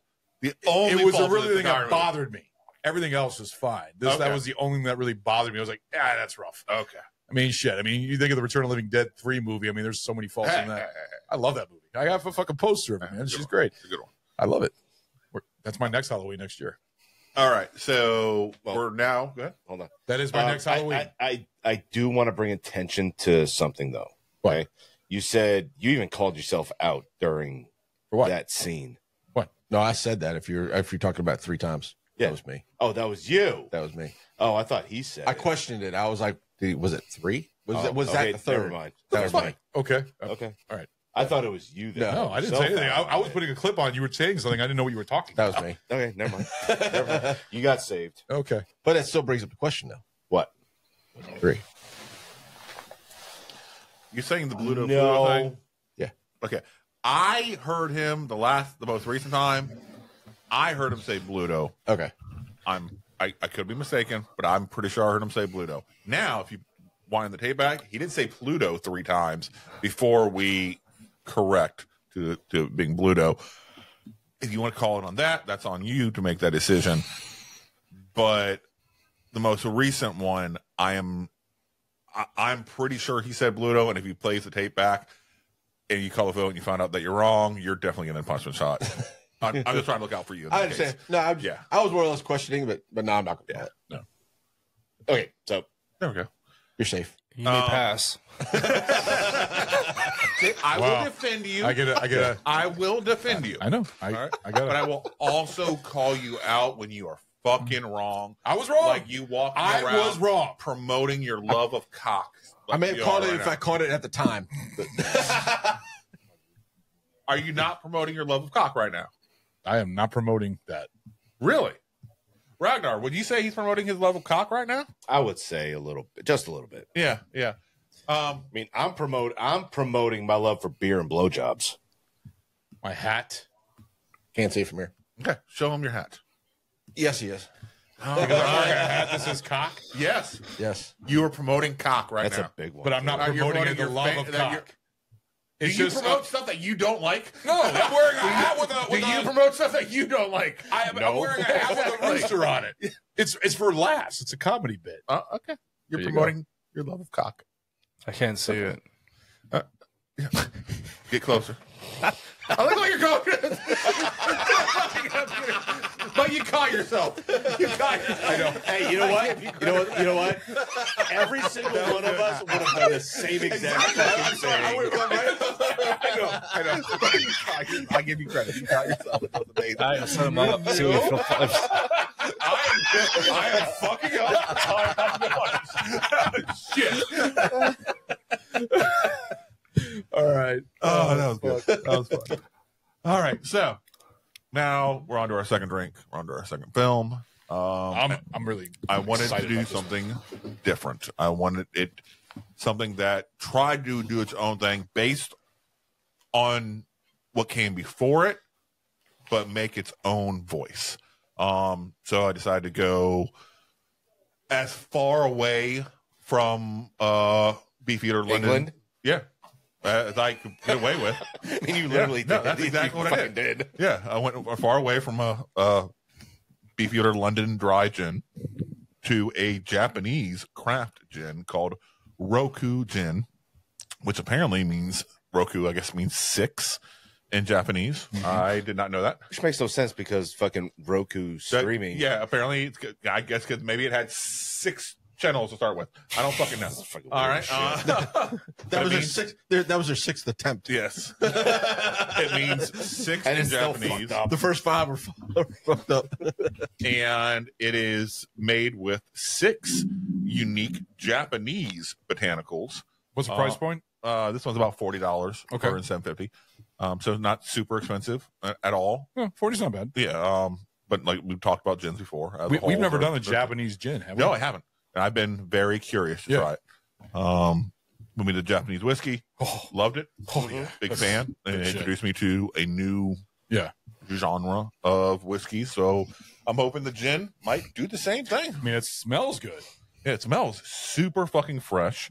But that won't say anything. It could still taste it's like made shit. with sakura flower, yuzu peel, sencha tea. Need your glasses? No, it's this a little dark right around. I'm trying to read these lettering. Sonoho right pepper, sakura leaf, and Gokuro tea. I guess. I'm sure I brutalized those fucking names. I don't care. Goku tea. Yes. So everybody, Prost. Cheers. Click. And imaginary clink to the goots. Goot. Cheers, buddy. It's very floral. Cheers.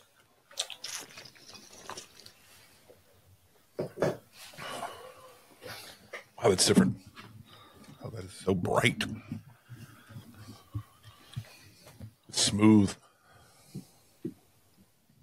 No bad aftertaste. Don't know how I feel about this.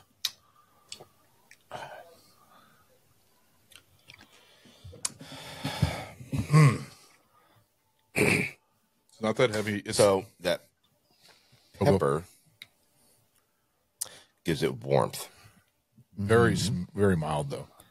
and it sits at the back of the throat. At least on mine does. No, I can feel that. You get, I think this one here, you get a little bit more. So I get more tea on this one, on the undernotes, on this one than I do a lot of our other gins. I can see that. I can see what you mean by that. What are you said? Those are the. Need to take another one. What are those, like herbs? Botanicals. Botanicals. Okay. So basically, So these are. This one here is,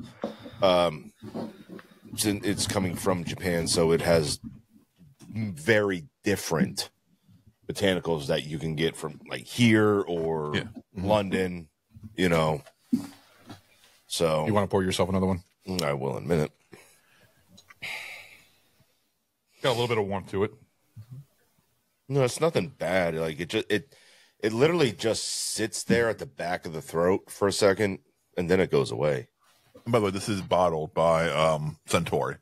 Yeah, the bottle looked familiar. So it's the same place that the same place that does a lot of the Japanese whiskey that on the market. Some of Yamazaki was amazing. The sojus and stuff like that they have.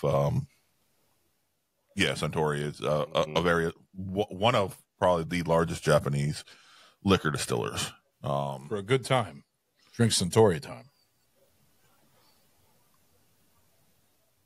You were saying how it sits Wah, wah, wah. how it sits You on the have a back of the soundbite? throat. I don't, so that's why I did it myself. But I'm thinking about downloading that soundbite just to have. But Ragnar, you were saying how it kind of sat on the back of the throat for a minute. As it fades away, there's different taste to it as it fades away. There is. It is a nice layer. Kind There of, is. yeah, there is. You taste something else after a few seconds of every, Yeah. It's very well developed, well crafted. And there's no aftertaste. That's one thing I like about it, because there's a lot of gins that we've had have had an aftertaste. There's no bad aftertaste after this one. And also, I will say, so I aerated it first. That's what I didn't do. So I found aerating it actually made it worse, in my opinion. Is that suggested? Actually, No. Okay. It's something I normally do with a liquor that I haven't had. Yeah. Is just to try to open it up and so I can taste the different notes. And I think it made it a little bit more powerful, the notes, than they were intended to be, if that makes sense. Did you just aerate this time? Am I wrong in saying it maybe made the notes more powerful than they needed to be versus a nice dance together? a little. You're saying that it has more of like a burn, not a burn, like about the No, it's just spice. It's More of not, peppery it's not a heat burn. versus It's just an alcohol yeah. burn. It's more of a heat than a burn. but you also get the alcohol, like the rubbing alcohol, I don't get that More at all. so. a little bit of it. Yeah. I got that more in the. I got that more in the beef eater. I didn't get any of this at all. No? When I aerated it, I definitely tasted the tea a lot more when I aerated it than I did just doing a normal shot. This is hard. Got heat, more heat when I aerated it than just drinking it straight. And I think, in my opinion, this is a better experience, a better blended. I think this would be good blended drink, blended liquor together. with something else. No, just straight. but not aerating it. Just how about just letting chilled? it drink as the way. How about chilled? I don't think so. I think the way it is good. I actually would like to try it chilled. You're I'm welcome curious. to do whatever. I know. No, I'm just curious what that tastes chilled, but I don't know. Who wants to go first? I will. I'll give it. Oh, Go ahead. No. Right. You said first. You said You're the one who first started talking about it. It's fine. Go ahead. Fine, fuck. Give it like 1 3/4. It's a lot better than Beefeater. I like the smell of it. The smell of it's very. You get the floral notes, the botanicals of it. So aerating it, you get a lot more out of it than you would normally just taking a drink of it. It's not bad. It's pretty darn good. It's just confusing because the taste keeps changing. I wouldn't say that. After actually. Well, after aerating it. No, I just drank it straight, and it was like 30 seconds later. It's very well tasting layered. something different. Yeah. Another minute or so later, it was a little bit different taste to it. It was just like as it's fading away, you start tasting different nodes of the botanicals. Okay, Yeah. I see what you're saying. Yeah. So that's why it's kind of confusing a little bit. But I mean, it's still still good. I like that they're making it their own, and they're not actually. So with that respect, I actually give it a 2 because they're actually doing their own thing with it. They're taking the principle and the idea of gin and doing their own thing with it. Yeah. Right, so that's it's what I was about to not ask you. typical. Would you think if you didn't know this was a gin and you didn't have the smell? Because to me, it is a very botanical gin smell. But if you couldn't smell it, but you just could shoot it just by the taste alone, would you put this in a gin area in your mind if you didn't know it was a gin already? Or would you think it's some other type of liquor that we don't necessarily associate with this? So I may question it because it smells very much like what's another one? What do you have? Very similar to gunpowder. But the taste is completely fucking different. Exactly. That's why they removed the smell out of it. I would. It's funny because it's in the same type of gunpowder bottle. I mean, the type of bottle, but gunpowder is more round. Gunpowder is absolutely round. Yeah, but it's just the size of the bottle. Yeah. I would. Yeah, I think you'd be able to tell it's a gin. After a minute. Oh yeah, you could definitely. I could taste the juniper of like letting it sit and linger. It definitely tastes like a gin. Like shit. We've had so many gins this year that I can definitely taste that this is a gin. I can't say it being anything else, but hell, even burping it up, yeah, you get fucking botanicals out of it. I give it a 2. It's good. I enjoyed this one. I liked it better than Beefeater, and I thought that it was great. I thought that it had a little bit of heat, but not much. The taste was great. I had no problem with this. There was no bad aftertaste. It went down smooth.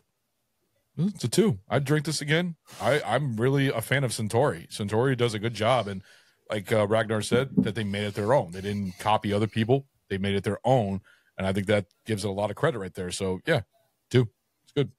So this is the best gin you've ever had before? No, I wouldn't say that. Gunpowder's still the number 1. Gunpowder's still the number 1 gin we've done. Okay. I'd give it a 1.5. Definitely better than the Beefeater that we had earlier.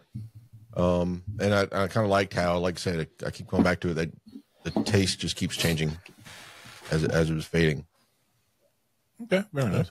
I'm going to go ahead and give it a 2 also. It's not the best that I've had. I still think Gunpowder. I don't know how the fuck we got so goddamn lucky. That was our first gin, I think. It was. It was our first gin that we did. It was fucking perfect. No, I think this is really nice. It absolutely had its own fucking voice. Yeah. 100%. It is so drastically different in taste profile compared to Western style gins. Yeah. I'm so pleasantly surprised. And for them to do something that is so, just like they did with the whiskey, so traditionally in your mind, one sort of flavor profile, and then still give you the idea of that flavor profile, but completely turn on its head. Yeah. I'm very impressed. I am very, very impressed. And good job. Yeah. Good job. All right. Okay. Let's get into the movie. 1990, Tom Savini directed Night of the Living Dead. Good job. Yes. There we go. We talked about the film. Everybody have a good night. Thanks for. Bye, buddy. We already basically we did touch base on a lot of things in the movie though. So, but I'm right. This one's fun. So, this movie got made.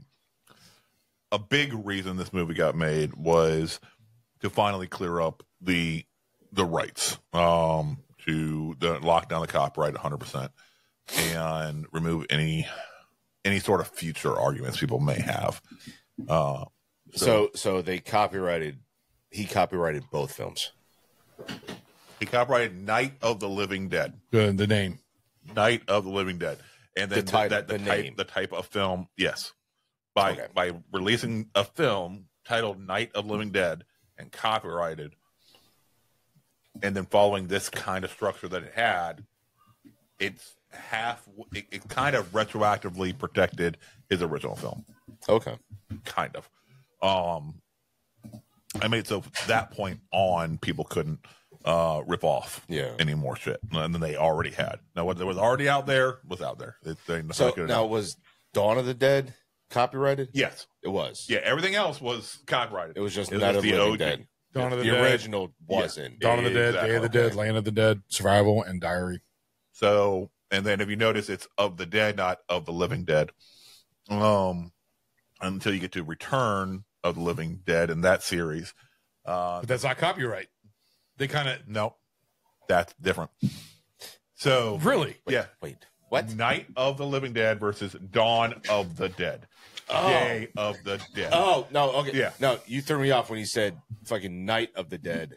No, I was like, sorry. no. Okay, so yes, Romero and his writing partner, they kind of split the idea. His writing partner wanted to do a sequel a certain way. Romero wanted to do a sequel a different way. So they basically took the idea of Night of the Living Dead, the title of it, and kind of split it up between the two of them. So they could both kind of piggyback off the success of the original film. So Romero got Of the Dead from the title. That's what he got. Of the and his partner got Dead. Night. Got that's the fucking living, fucking crazy. the living part of it For the copyright. Yes. So Night of the Living. So Return of the Living Dead and that series right there, that is not made by Romero or any of Romero's ilk. All right, it was made by underneath of the permission of Romero's writing partner. But the fill in the blank of the dead is made underneath of Romero's umbrella. So it was this weird hybrid situation. They kind of split the idea, went off on their own things, and their own little tangents. But they still had the original, the basic, Night of the Living Dead that wasn't fully protected. So Romero brings in Savini, who he wanted to do the makeup in the original. He always had a respect for him, always had got along with him, but then Savini gets drafted into Vietnam. And so he's like, I can't fucking do shit for you. I'm going to fucking goddamn overseas. Oh, okay. All right. Oh, so sucks to be you. you. Did get drafted. Oh, yeah. Oh, okay. Yeah. I didn't know. Like, I can't do shit. Oh, Tom Savini? Yeah. So he goes, does his stuff, comes back, does the makeup in Dawn, does the makeup in Day. Day of the Dead is probably one of his best works. Become buddies him and Romero, started this great working relationship, and Tom's known, as the great special effects guy. Yeah. All right. So George gives the blessing for Savini to direct this film that kind of has to be made. But he still wants to make sure it's done. Well, George Romero wrote it. He based it on his screenplay, but he kind of changed things up a little bit. A little bit. And then also Savini, he basically he was a lot more hands off on this one than you would think. With it being a remake made with his permission, he basically knew it had to be made. He trusted Savini enough to make it and make it well, but he wasn't going to be in any of the rooms with the conversations with the money people or shit like that. So Savini got kind of steamrolled. Stuff being kind of forced upon him that he didn't necessarily want. Budget being cut more so than he was originally thinking was going to be. Last minute changes, stuff like that. And Tom hated making this film.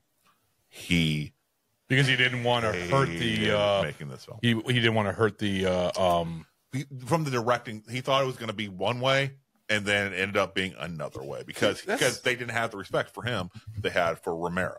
So if Romero was in the room, a lot of shit would have been differently. Romero didn't want to be in the room. Romero trusted Tom enough to handle it. Tom tried to handle it, and he fucking got steamrolled, and he hated making this to the point that he said he didn't want to direct any more fucking movies. If that's what directing movies about, that sort of dealing with that bullshit is about, he didn't want to fucking deal with it anymore. Which is a shame because he did a very good job with this movie. He did. But it beat him fucking down. You know what? It did the same thing with Dan Aykroyd with Nothing But Trouble. He didn't want to direct movies anymore after that. There's certain people that direct one movie, and they're like, fuck this, I'm not doing it. Clive Barker. He's another one. He doesn't like directing movies. He does movies of his own screenplays, and he's only done 3 movies. And he says, I don't want to direct anymore. I'll hire somebody else to do it. Yep. I'll just write it. Directing is a lot of responsibility. With Tom Savini, he's also touching like a very respected gem, the original Night of the Living Dead, and having to remake it. Making a remake is hard because people respect that one, and people are all looking at you. We're waiting. We're going to see how you're going to do. It better be as good as the original. It's putting a lot of fucking stress on the director. Yep. So I can see that.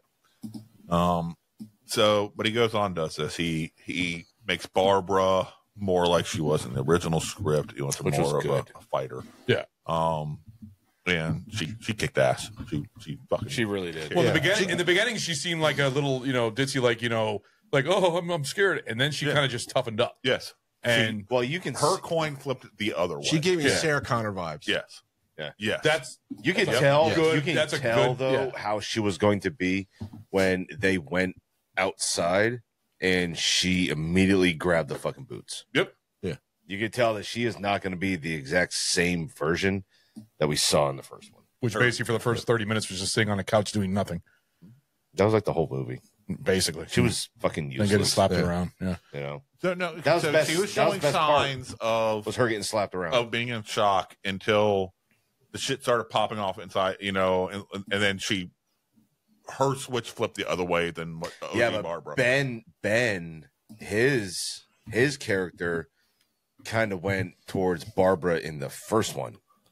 A little bit. Yeah, they played off each other a little bit more. Yeah. Whereas Ben in the first one was very calm and collected a little bit. As best he had a temper, but in control. Yeah. It's when Cooper got in the picture, but he was in control. Though. Yes, he was. In the second one, you can see where he's still calm, but he's more frantic. Yes, and I think that's a lot to do with Tony Todd. I really do. That's the energy that he instills. As I say it again, perfect casting in his character. I do. He even something as calm as, let's say, Candyman, which is probably, I would say, maybe his best known role. I would say that, and then you got to think of the Final Destination movies as Candyman. I would say for us, would be his best known role. Okay. You know, Yeah. like the later generation people. Yeah. I would say they would probably more recognize him from Final Destination. Okay. Also, he was in The Rock. He's done a lot of things. He's been in a bunch, Yeah. but like, yeah, he's in The Rock. But do you recognize him from The Rock? Believe it or not, I do, because I love that movie. I've seen So that movie you a lot. recognize him only from The Rock? No, not only from The Rock. You what I'm recognize talking him. You recognize him in The Rock. Yeah. But you Yeah. don't recognize him Or from The Rock. When you see him in The Rock, like, hey, that's Tony Todd. He was Yeah. Candyman. All right. Right. That's true. You don't see Candyman. So like, you're- hey, that's the dude from The Rock. All right. Yeah, so you don't even know his name. Okay, I see what you're saying. So a character that he Yeah, was like, you- oh, I know him. you Oh, it's know him. Candyman. His iconic Candyman. character. Right. That Yeah. If he you hear played. Tony Candyman. Todd, what do you think of immediately? Candyman. Candyman. That's true. Yeah. That's I think of his romance that but, he played but he on when he did his play tour. You know, Yeah. that's what I think of. he brings a almost manic feel to his characters. Well, that part when he goes out to the zombie and the one that got ran over and is like flop-sided or something like that.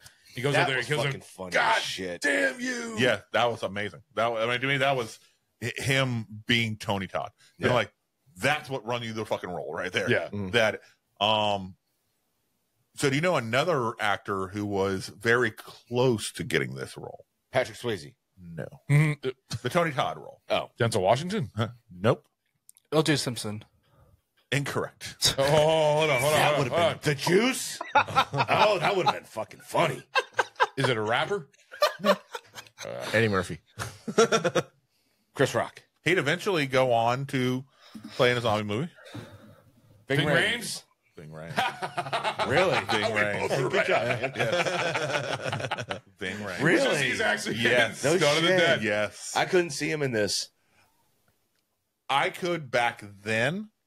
Yes. Dawn of the Dead was shortly after this. That was People Under the Stairs, Ving Rhames. I think he could have done it. It was because that was 1991, 92. Yeah, he could have done it. He was not as bigger though. He was a lot skinnier. Yeah. Before he got bulkier. It was like young Ving Rhames. Okay, but The Ving Rhames. Wait. Dawn of the Dead. When was the remake? When did that come out? Dawn of the Dead remake was in 2003. I think. Yeah. That's 13 fucking years wait, later. no. Yeah. No, it's not. 2003 or 2004 is around of those years. It was definitely much later than I saw this. that one in the theater. I remember I went and saw 2004. There you Okay, go. I was close. 2004.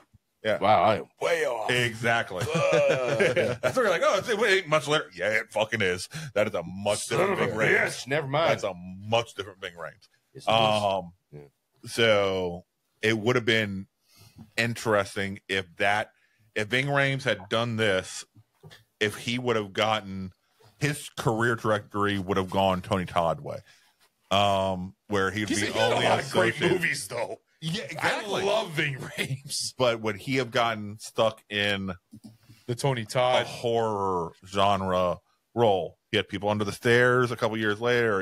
He would have had this. I think he may have ended up being associated with Typecasted, basically? with horror films. Yeah. He doesn't fit for way Tony horror did. though. But although he was great in Dawn of the Dead. Dawn of the Dead, he was fucking amazing. He was my favorite part of that movie. It would have been different with him though. I can't see it other than Tony Todd though. Tony Todd fit the role perfectly. I know. In fact, whoever, who was the casting director? Was it Tom Savini or was it a different person that casted? I think it was Tom. Okay, well then he did. I could be wrong, but I think it was Tom who had the main call. Well, Tony Todd was perfect. Perfect casting. Like I said, everybody in this movie was perfect casting. This is, to me, this is like the trilogy of the 80s, Blob, Fly, and The Thing. This fits in with that when it comes to the 90s. This goes into those group of movies as a perfect remake. So, yeah. When did everybody first see this one? VHS, bought it at a pawn shop. Thursday. I bought it at a pawn shop like mid-90s at a pawn shop, the VHS. That's what I remember buying it as a VHS. Why did you buy it at a pawn shop? And what made you decide to purchase this movie? Because I was getting into horror movies. Okay. It was that easy. It wasn't my first horror movie, but I was like, oh, it's Night of the Living Dead. Because I believe it or not, the one I saw beforehand, because I saw it with Michael, my old friend. Mm-hmm. I saw Return of the Living Dead 3 with him. So it got me into zombie movies. And I was like, oh, Night of the Living Dead. And check this out. That's when I watched that. So I was like 98, 99 or something like that I saw it. That was the first time. It went in when it first came out. Okay. So I saw it in the late 90s. But then I saw it at the pawn shop, and when I still was having collected VHS before DVDs were coming out, I bought it. I remember the VHS art perfectly and everything. But the thing about this movie is that I have it on Blu-ray, and the Blu-ray version I have is a Twilight Time, which is only limited to 1,000 copies. And what they did was they made it darker. They tinted the movie where it makes it look more dark. And a lot of people complain about it, but it actually makes it look better. It makes it so, you know, when Tony Todd's out in the daylight and he's killing the zombie, so it looks like it's very dreary in the day, but in the VHS copy and the other copies, it looks like very bright outside. But that one, it makes it look like almost like a mid-evening. There's if you look online, look up Twilight Time versus other one, you'll see the different versions of the filters where they did with like a blue tint and it made it better. So I don't think that'll make it better. To me, the fact that it's happening during the fucking day, bright sunlight. They were trying to make it so it's Night of the Living Dead. So I don't know what they did. I got to look it up. Yeah. Goot, when was the first time you saw the remake? I was definitely a teenager. Right the day after I watched the original 1968 Night of the Living Dead. Okay. Ragnar? It was after it came out of theaters and onto VHS. Okay. So very nice. I think I saw it. I saw it at the local video store, perusing through. If I remember, there may have been like a fucking poster, a poster board of it in there, and their horror section was right next to the adult section, which is always funny because it always had two black curtains that was it was either black covering curtains, saloon doors, or beads. Yep. Yeah. Right. Yep. What? Why the fuck do you look confused? No. Sorry. I was because I was looking up the thing in the Twilight, so I wasn't paying attention to that part because I was looking up the color tint for the original. So you're hearing black curtains, saloon doors, beads, or and I was beads. just like, it was like, what does that have to do with Night of the Living Dead? Porn? You hear beads, got excited. Yeah, no. Fuck, that's not what I did. I didn't get excited for that. I was just saying. Gooch just like a lawnmower, boy. Goot, when did you see it first time? I already He already said. I wasn't. Then I'm a fucking asshole. Jesus. Mm-hmm. Yeah. Thanks. Just let the host. I was looking at the Twilight Time thing. I was trying to see if I could show you the tint thing. My first time seeing it was on TBS. What? The tinting of the blue tint that they had in the Twilight Time compared to the the fuck? What? The blue filter. I'm gonna shut up now. Keep my eyes. Do your thing, boo boo. Yeah, I'm done. Lucky I can't fucking mute you. All I'm gonna say.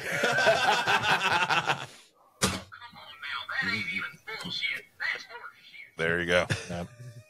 So my first time seeing it was TBS, one of the late night.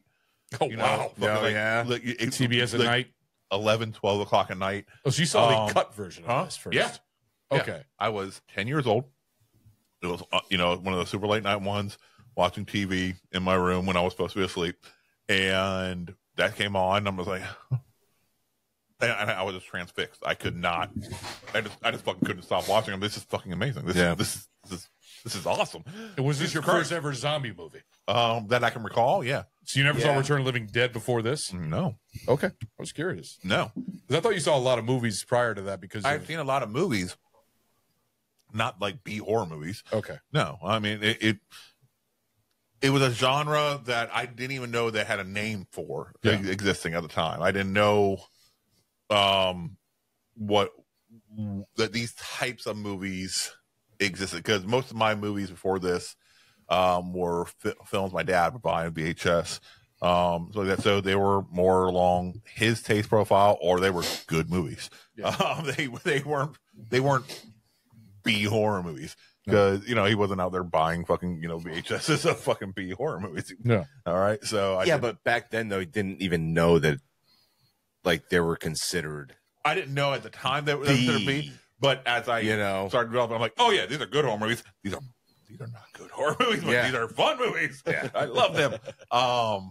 And yeah, we got 6 people watching us. it made me go ahead and become obsessed and be on a mission. Then anytime my parents would, take me to the video store or whatever to rent something, I'm making a beeline straight to the horror films, and they do my best to convince them, like, well, you've let me watch this, so why won't you let me watch this? Yes. And it's like that, to the point they just gave up and like, yeah, fine, fucking watch whatever the fuck you want. Fuck it, I don't care.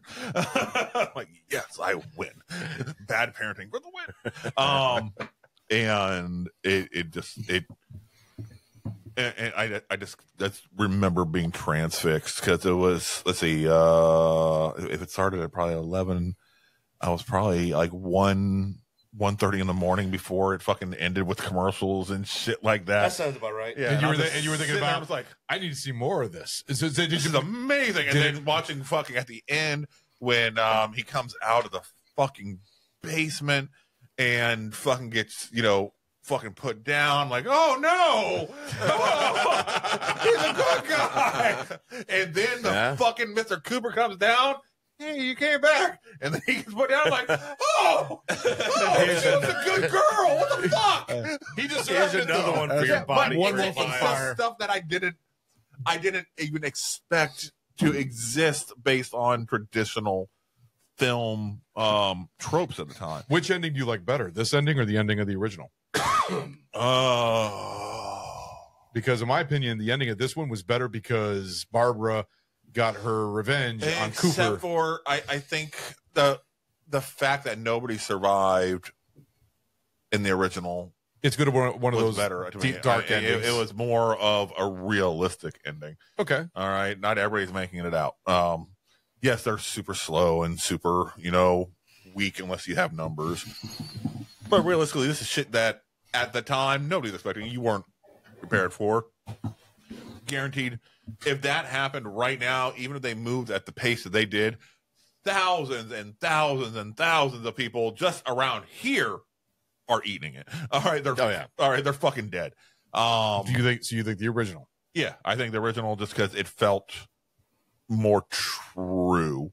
And you thinking that Ben, survived it all, and he made it through this after everything else that happened. He made it through, and then it gets put down, and you're not even mad. I mean, you can't even be mad at the ones who put him down. Okay. They thought, oh, fucking zombie. There ain't nothing else but zombies around here. Yeah, fucking pop, put him down, one shot, one kill, and just put him on the ground. Not even mad at him at all. It just felt there was no bad guy in that situation. It was just a realistic action. What do you all think? Well, what do you think was the best ending? The original or the new one? The one from Shaun of the Dead. Hear me out. All right. So, what's great about these fucking movies is that the way that future movies pay a lot of homage to them. Yeah. Homage, whatever the fuck you want to call them. Homage. Homage. Just like I said, Homage. Shaun of the Dead. Like Ron would say, homage. Homage. Homo. Home age.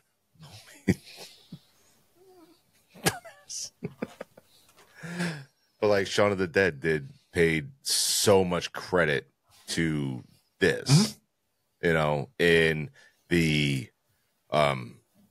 from when Barbara is beating up the old dude, right? And in Shaun of the Dead, they're beating up the owner of the bar. Yeah. All right. And with the rifle in both movies, with the bad shooting in these fucking films, like movies like this create other movies that help you remember like what came before. Yeah. Which is always fucking nice, which is always cool to see. Okay. But to answer your question, nobody makes it out alive in any of this shit. So the first ending, but the second one is fun. The remake It's fun. The remake is fun because it's literally all the fucking rednecks in Pennsylvania. Right. And they're fucking literally just they've been waiting their whole goddamn lives for this moment. And I remember it's like a turkey shoot. You say the rednecks of Pennsylvania. Don't lie. If that shit popped off right now, you're being a part of that group too, aren't you? Yes, I am. Fuck yeah. I believe it. I think we all would be. So, do you guys remember when Spice came around? Yes. All right. This was, oh, fuck, this was 10, 12, something years ago. And do you guys remember when it was all over the fucking news? When hobos were taking Spice and they went fucking cannibalistic and crazy. Yeah. And started eating the fucking everyone's specifically. No bath salts, by the way. Huh? Bath Salts. Bath salts. Thank Bath you. salts. Spice is a different drug. Yeah, no, Spice. Yes. I know, Spice, I know Spice. No, that's right. It is bath salts. I remember when the fucking news clipping came up. It was like zombies. Fucking man eats face off of another homeless guy. Yeah, that was like 10 years ago. Shit. I was like, holy fuck, it's happening. Yeah. I am so excited now. This is amazing. I remember that was all over the internet because everybody was like, the zombie apocalypse is coming. Yes, I was so excited. And then I found out it was stupid drug. That's bullshit. I'm so depressed now. Good. What's your favorite ending? Oh, definitely the remake. Just Barbara's transformation, as I wanted to be. Tony Todd dying the way, respectfully, how he should have died, and then Mr. Cooper dying the way he did was perfect. Oh, yeah. And that's how society would break down to. I mean, that's how I see it. So that's my favorite ending. Adam? Yeah, I like the second. I'm the same way. I like Barbara's transformation a whole lot more in the second one and whatever she was. Well, when you first. said the whole comparison between Sarah Connor, that was like a perfect comparison right there. It's totally what she reminded me of. As I was watching it, I was just like, that this is actually Sarah Connor. Like, would you want to see a continuation of this movie? I understand that all the Dead movies are different times, different characters and stuff like that. But would you like to see a continuation of the Barbara character in this movie to see where it goes? No. You think it ends right here and right then and it's good right there? Doesn't need to move on. Okay. I was just curious. Some people would like to see a continuation. That's why I'm wondering if you would, since you're a big fan of this movie so much. People want to see a story of Barbara. I mean, Really? because of how much she changed throughout the beginning of the movie, it kind of all the trauma and everything else, and then becoming this little badass basically, and then just like he said, Sarah Chronicle. I mean, it's Sarah Connor. I mean, it's almost the same thing. I mean, you want to see what happens with her. It's the apocalypse coming with all the zombies and everything. I don't know. I wouldn't mind wanting to see something go on with her. I'd see her where the story would continue. But that's the thing with one. Probably, yeah, it's fine. I'm sure. How about you, everybody who's watching the show? Say it in the comments. Would you guys want to see? I heard some people want to see a continuation. By some people, I mean me. No, only me. I did not I'm the look only this one up. who's ever heard this. I did not look this No. up. I actually am curious. I'd like to see a continuation with it. I will say, I think it's gonna be a little too fucking late. It's 1990. It's like 35 years ago. It is. Yeah, it's a little late. I don't even know what that woman looks like.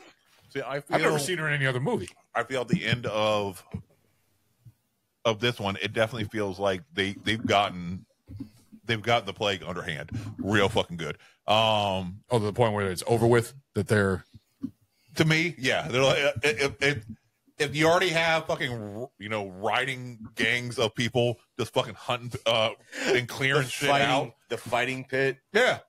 That's fucking funny, man. yeah, no, the guy with the alcohol and he's just like drinking and then just pushing the guy over. Yeah. And showing The fighting pit. even drunk, he's able to not die. Yeah. By these fucking things. All right. But they're all laughing and going Yeah, they for it. removed all the threat of the thing. It was seeing anything else future, it would just be boring. It'd be regular everyday life. And except for now, people die, they either fucking shoot you in the fucking brain, or they fucking burn you. In either way, that's all they're doing just to make sure that it doesn't keep happening. Life has gone on, nothing has changed. Turkey shoot and everything else. So it'd be more like the ending, closer to the ending of Shaun of the Dead. They just fucking get used to it. It's the new normal. It's COVID. Okay. Everybody's gonna be used to grandma dies, ice pick in the skull. COVID Right. time. COVID, You know, or they, COVID or they have the 2.0. fighting pits for zombies. Right. You know, COVID 2.0.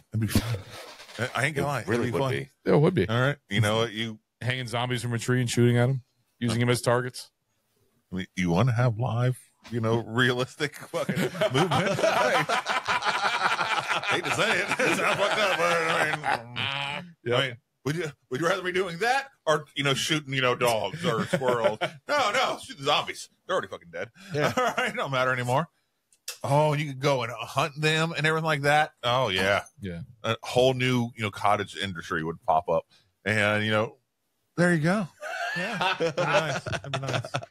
That's a world I can because support. hunting trips are expensive. They are. So you go on a zombie trip, dude. Yeah, go to like Pay for a that's zombie Yeah. killing. an Yeah, awesome That'd movie be idea. fun as fuck. It's Just an awesome grab movie our- idea. Just go to like an island of zombies and like hunt like that zone, Yeah. and then shit goes wrong. You go to a preserve that has like some fences up. Yeah. That drops the zombies in there. Right. Hey, go have fun. There you go. It's like the movie It's like Predators. hunting fucking lions or anything like that. But with zombies. The odds are they're not going to fucking get you. Odds are Yeah. there's a tiny chance, Exactly. a very tiny chance. Now you got to sign But- this release form, and we're going to use But it. more likely, you you're die. going to win. Yeah. You got boom boom, so they do not. No, you got to make sure to sign the release form. So Yeah. it's just like if you die, you're going to become targets. So Yeah, you there die. You know, there's got to be the goddamn machines. there's going to be the one person. Like if there's a fence around, there's going to be that one person that fucks up the fence somehow because they're a fucking idiot. Yep. And the whole herd of zombies from the outside is going to make their way inside. And then what do you got? Say, 6 or 7 fucking hunters, right? Yeah. So then the outbreak, there's going to be one survivor, okay, out of the whole entire fucking thing. And they're going to get out. And then, but yet, they're going to go get quarantined, just like in Resident Evil. There you go. See? And then they're going to get fucking test subject, all right? And then it's going to be a whole new fucking thing. Yeah. And then it's just going to escalate and evolve. And then you're going to have the fucking huge ass shit show. Yep. Where, Now, again, where if if you're that not a industry- big corporation, Nope. you're nothing. What they'll have done is they'll have safety procedures in place. They'll have all the zombies already have little collars. If shit goes sideways. Oh, so now you're Bam. talking Running Man. Exactly. All right. And boom. And if you're a hunter, you also have to wear one as an in case, You get bit. Yeah, in case you get bit and you turn while on the process, then you can't be worried about spreading it. How All much right? would that suck if the person controlling those buttons hit the wrong one? Yeah. How much would that would fucking suck, Yep. dude? Or it's just automatically set to a heartbeat monitor. All right. So there you go. You die. There you go. So Ooh, yeah. man. Better hope you have a high blood pressure. Or else you're fucked. So there was one thing that Savini wanted to do, and this one that would have kind of changed Zombie rhino. no. Damn it. It would have changed the status quo a little bit of zombies. And he ultimately decided against it, even though he had Romero's blessing. So the scene where Barbara is walking after everybody else is gone, and she's just walking by, and you have that one zombie with the doll baby on and her arm. or the doll. Yeah. All right, so that wasn't supposed to be just a random zombie. She was supposed to be related, right? It was supposed to have been her and Johnny's mom. See, that's what I. And then she would have been asking, "Where's Johnny?" All right, and right there. All right, in order to more psychologically fuck with Barbara and stuff like that. And then that would've Johnny's been the mom end. coming out of the grave that they went Barbara to. and Johnny's, yeah, because she was recently deceased. Yeah. Because I never understood the whole point of that. Why was there an old woman holding a doll? I didn't understand that. An old woman holding a dead old woman holding a doll. Like if it was a little kid didn't holding matter. a doll, I mean, It may it didn't make sense to me. That's how she died. Maybe she was scared and fucking just grabbed something for comfort and fucking died. Well, Maybe that she was Well, either definitely that or you know, sometimes people when they bury a loved one, they give something that Yeah. belonged to them, and so when she passed away, then maybe they put this doll in the. and she was in a definitely coffin. a corpse coming out of the casket because of the way that she looked and everything. Yeah. So they So- could have stuck with that. Yeah, but they were going to have her ask, "Where's Johnny?" in order to more psychologically fuck with Barbara, and then also give another twist to the zombie idea that they have memories still, that there is still something in there, and so thereby making you more questionable how to handle them. Yeah. Well, they did that with That's kind of understandable. they did that with Bub in Day of the Dead, where they almost had like memories of what they did, or even Land of the Dead, where they constantly had memories where the band in the beginning of the movie you see the zombies playing the trombones and stuff like that, so they played in a band. They're having slight memories, so he did Imagine fiddle them around talking with to you. that. Imagine them talking to you. Well, that's Like just zombie in, talk. He was like, "Where's Johnny?" All right. That would be weird. There was one thing I wish they did. Oh, sorry. I No, didn't mean to but interrupt. no. I was There's one thing I talking wish to they myself. did is because in the end of the original, you see Johnny as a zombie. I wish they did that with Bill Moseley at the end of this. They didn't do that at all. I They kinda had wish. they had him at the end He was there. He was there. Where was he? in the truck bed with the. Oh, I saw that. Yeah. Yeah, that was Okay. him. I'm sorry. I didn't as a live zombie though. I figured out you see him as a live zombie, but yeah, you're right. That was right in the beginning before those two. And that fucked with more with her on an emotional side. Yeah. Okay. So Warm Bodies. Yeah. That's what I was thinking. yeah, Is that the one with the Nicholas they're Hoult. starting to come back to life. Yeah, the romance one? Yeah. Yeah. That's where they. You said that like, was a good movie though. I enjoyed It's fun. It's a good movie. it. That me and Harley went out there and saw it on Valentine's weekend when it came out. So it's actually not bad of a watch. I enjoyed it. Don't She they enjoyed turn it. back into a human or something like that? Yeah, Okay. You got to watch it. There's they all also get AIDS and die. It's very sad. there's also another zombie called Buried My Got Ex. Malkovich in it. that's true. I didn't know he was in that. And then there's Fido. So would you? I remember that. Would you say this is the best zombie movie ever, though? No. But this is your favorite. Yes. But you wouldn't recall this as being the best zombie movie. So, what is your favorite zombie movie? Yes. This is favorite. You just said that. Okay, what is the best zombie movie then? No, am I wrong?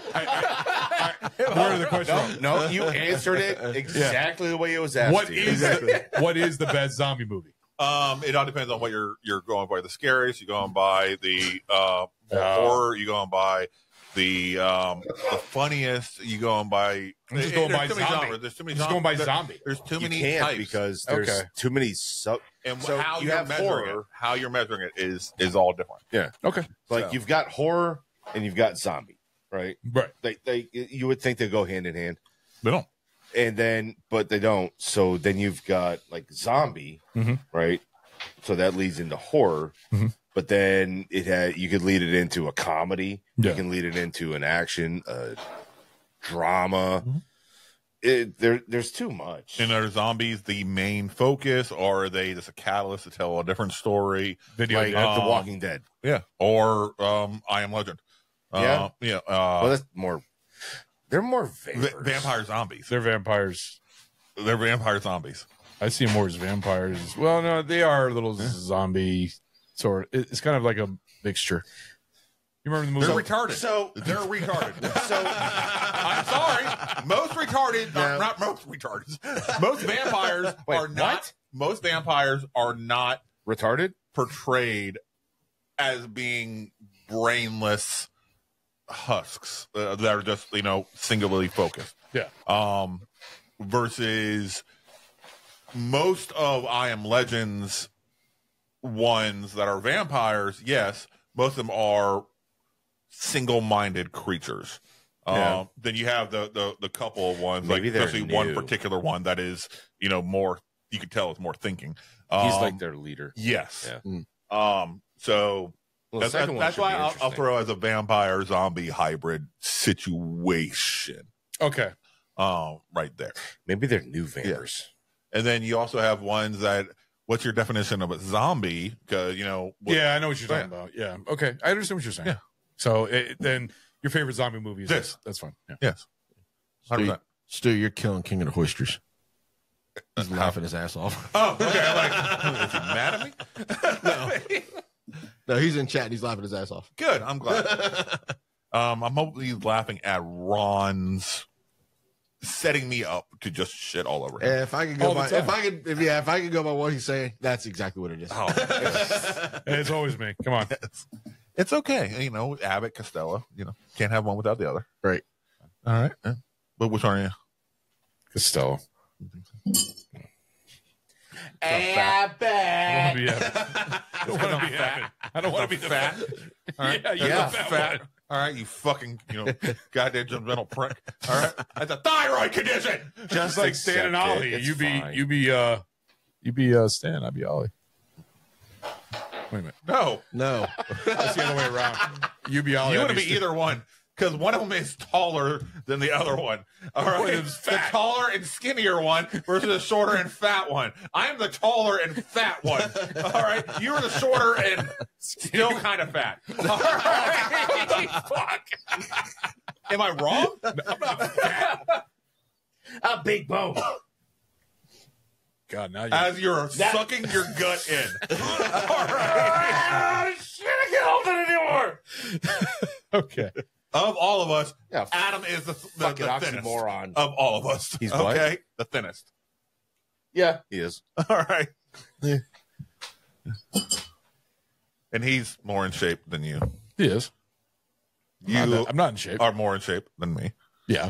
All right. You're more fat than me. Yes, that's what. Yeah, that's what I just fucking said, right? Yes.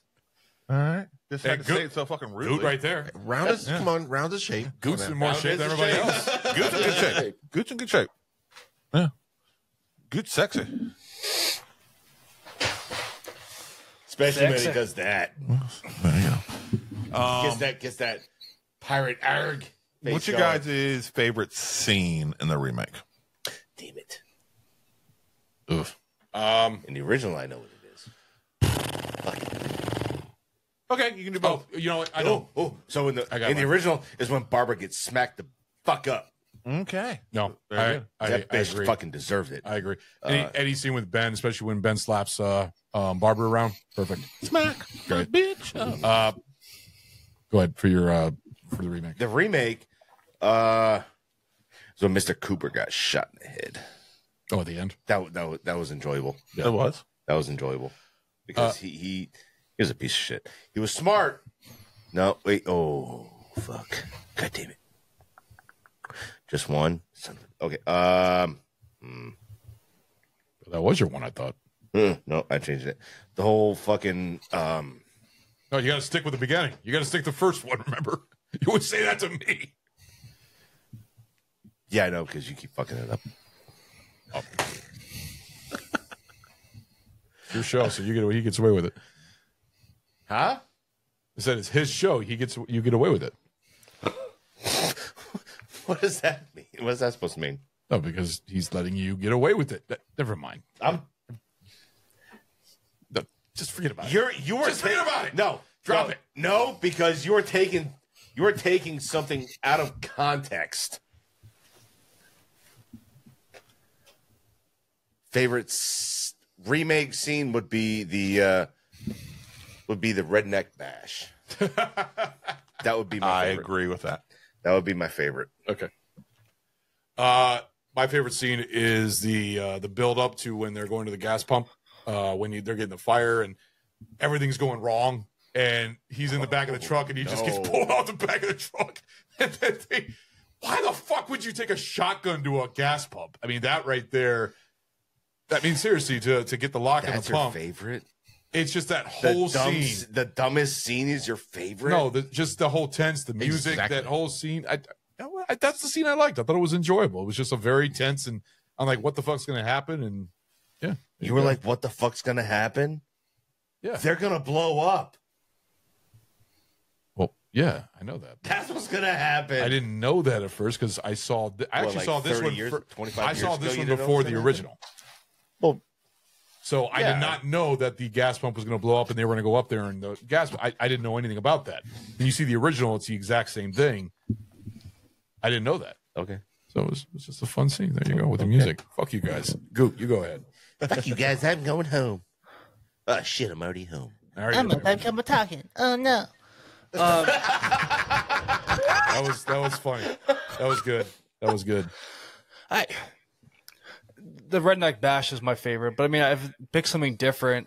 I would say when Barbara has the gun out the window, she's just shooting at nothing. Like it's so fucking funny to see because she has that note. She's not even looking, and like, it's the way she does it. It's just shooting, wasting bullets. I'm like, come on, girl. But it is funny, so it's funny to see. Oh, I thought you were the one when she was trying to prove a point about the zombie and everything. So you're saying when just shooting out randomly outside, just getting a rage out. Yeah. What's even worse when Cooper's got the gun and he's doing the same idiot. Thing. He's shooting, and it's like he wastes every round of that gun at nothing. And then it's just like click, click, click. Dumb son. Yeah. So just seeing her just do that was nuts. I don't know. To me, it was rewarding for some stupid reason. The original, God, yeah, when Dwayne Jones got shot, it's like the silhouette of him being shot. Yeah, no, I'm joking. Wow, you didn't like Ben all that much, did you? No, I love Ben. He was fucking amazing. He brought it, man. Like he was what that fucking sold the entire movie. Yeah. I guess the whole concept behind the zombies coming up and just like eating chocolate or just to eat that whole scene, the way it was shot and how they sold it was just amazing. Yeah. Eating chocolate? That's what he said. Well, just the blood, like that whole like eating from the baked ham, just to give you that visual and like the black and white silhouettes and just that's tremendous filmmaking. It was funny when the remake, when you see one of the zombies at the gas pump dragging the fucking body. So he's dragging the body over to the other side of the truck. The burnt body? Yeah. To fucking eat him. You know? Like, well, they're afraid of fire. God damn it. I don't necessarily think it was afraid of fire. I think it was he's dragging him over there to share the wealth. Yeah. Hey guys. Yeah, no, I mean that's exactly what it was. I would think barbecue's done. Ring the like, bell. It's just fucking weird, you know. Yeah. Especially rewatching it now. Yeah. Knowing like what I never thought of that actually. The evolution of zombies is now. Yep. Yeah. You know, like they don't nowadays, like they don't drag the fucking body over. In Return of the Living Dead. You know, yeah, but Return of the Living Dead. In like the D-rated zombie movies, they'll definitely fucking in Return of the Living Dead, it's funny because when they all get killed, the ambulance is a comedy bit. The zombie goes to the radio and says, "Send more cops." To bring them more to the attack and everything else. Send more ambulance, send more cops. It's fucking so they make fun of that actually in Return of the Dead, which is I fucking love those movies. And the fact is those movies, those movies would have never been made if Return of the Living Dead came out. Like the zombie bitch. Fuck yeah, I did. And Return of the Living Dead 3. I also like fucking what's her name in Quigley? What's her name? Lisa Quigley? Or Leah? You know what I'm talking about? The actress? Yeah. Linnea Quigley. Leanna Quigley. Oh, yeah. The one dancing on the gravestone. When she's down under. Yeah, I know what you're talking about. What am I talking about? When she's down there, when she's underneath the ground and she... No. Okay, then what am I missing here? He's talking about the movie Quigley Down Under. Oh. Okay. With Tom Selleck? Okay. Honey. I missed it. Yeah. It's funny. Yeah. Adam, what's your favorite scenes? From the original, it's got to be when Ben smacks the living shit out of Barbara. I mean, that's just, she was so fucking annoying. In the remake, it's when you literally see Barbara change. And that's when Ben and Mr. Cooper are fighting, and she tells them to essentially stop fucking what you're doing and start working together. That's about where she flips the switch. She big dicks them. Yeah. Yeah. And where she finally says, I'm no longer going to be, It's funny because it's like she knew her previous self. Well, I'm not gonna get slapped up. You know, Fuck from that. the original. Yeah, dude, the last barber got the shit beat out of her. No, I'm stepping up. Well, I feel like in the original, Ben was a leader, and in this one, Ben is a leader, but then it transfers over to Barbara. Barbara becomes sort of the leader, and Ben becomes more of the idiot Bitch. going against. Barbara became final girl. All right. Yeah. That's Exactly. her mind switched to final girl mode. Yeah. Which is it's a used trope. Yeah. But it is what it is. Yeah, but it wasn't used then. No, by the 90s it definitely was. Yeah. Yeah. No, I mean, final no. girl 100% was. For this type of film, I don't think it was used that much. Yeah. The trope, yes, but in I mean, you had Laurie Strode from Halloween. You had the Nancy Friday the 13th, or not Friday the 13th. Nightmare on Elm Street. Nightmare on Elm Street. Yeah, no, it's a trope, you know, for a reason. I guess. You know, well established, especially in, you know, lower budget horror movies. It was a common thing. Final girl becomes badass and survives. Yeah. So my favorite in the original would probably be the actual one of the end scenes where they just zoom out and you see the zombies walking through the night, eating, you know, different chunks of flesh, and you know, after the fire is going on, you see, you know, one of them, you know, eating a hand, and they'll come and yanking a fucking hand so he can fucking be like, that was fucking weird. Like, just random shit like that. You know, just see them just being zombies. That's, you know, it's that's just a Romero fucking terrifying. It's that's a just Romero them. trope. It is. In all of his movies, there's always like one huge, like 5 or 6 segment where you just see the zombies just chowing down, basically. Yeah, just Going being zombies, and then multiple ones, not done like over just one kill, just spread throughout. And you're like, oh fuck, they're eating everything. All right, even fucking mice on the ground and shit like that. Guy puts a that mice was a good in his one. mouth. You know, where sitting there on the mouse, and then you see him knock the grass off. That was a good. The other one being like, oh, I wanted it, goddamn it, fucker. So I think that would be my favorite in the OG, and then Redneck Bash, of course, awesome, amazing, wonderful. And yeah, that'd be my favorite in the remake.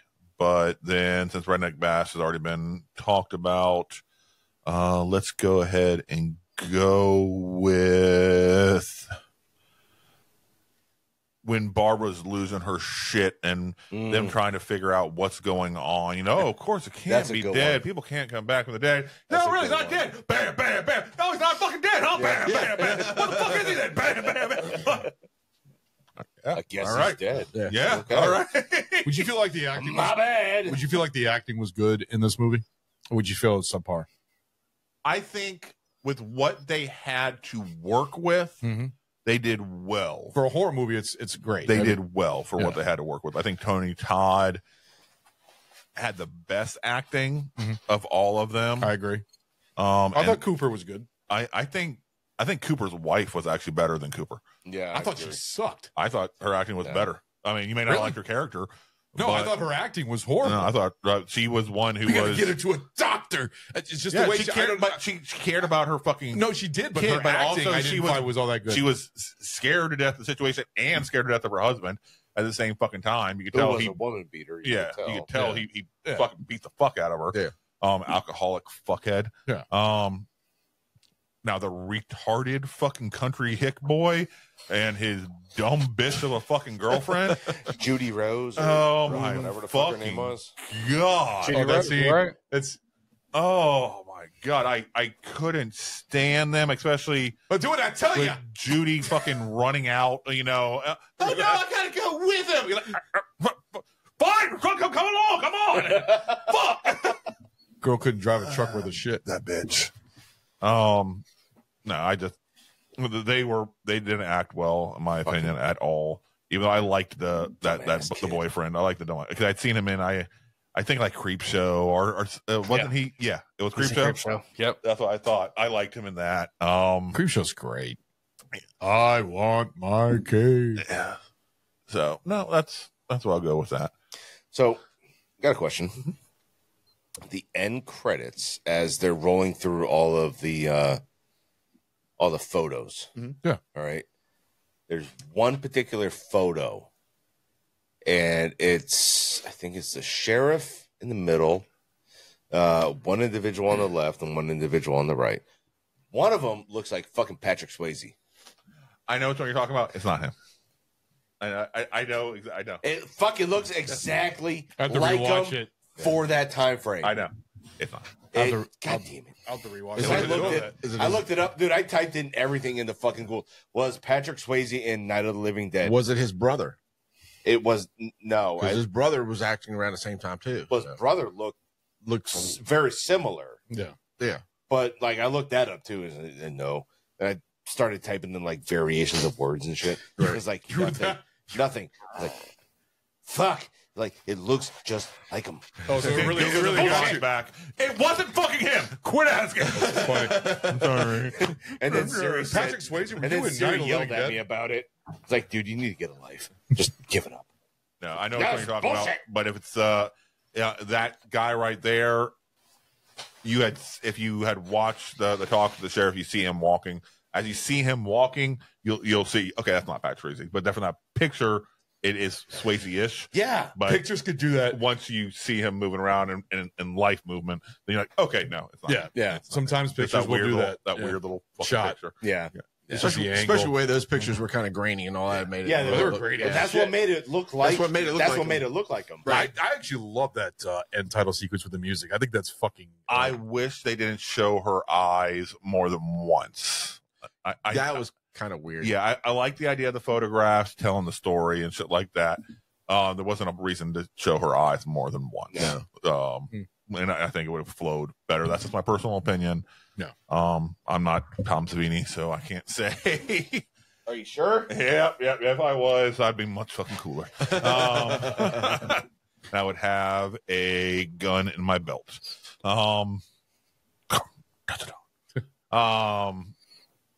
Anybody else got anything you want to talk about before we start wrapping it up? No, I think we covered both movies great, in my opinion. I think, like I said, we covered a little bit of the second movie even in the first half of our show. But no, I think we're good. We got favorite scenes, talked about a lot of the the Tom Savini and everything else. I think the pilot reviews are going to be very interesting. And also, I know you're going to also pick which one is your preferred.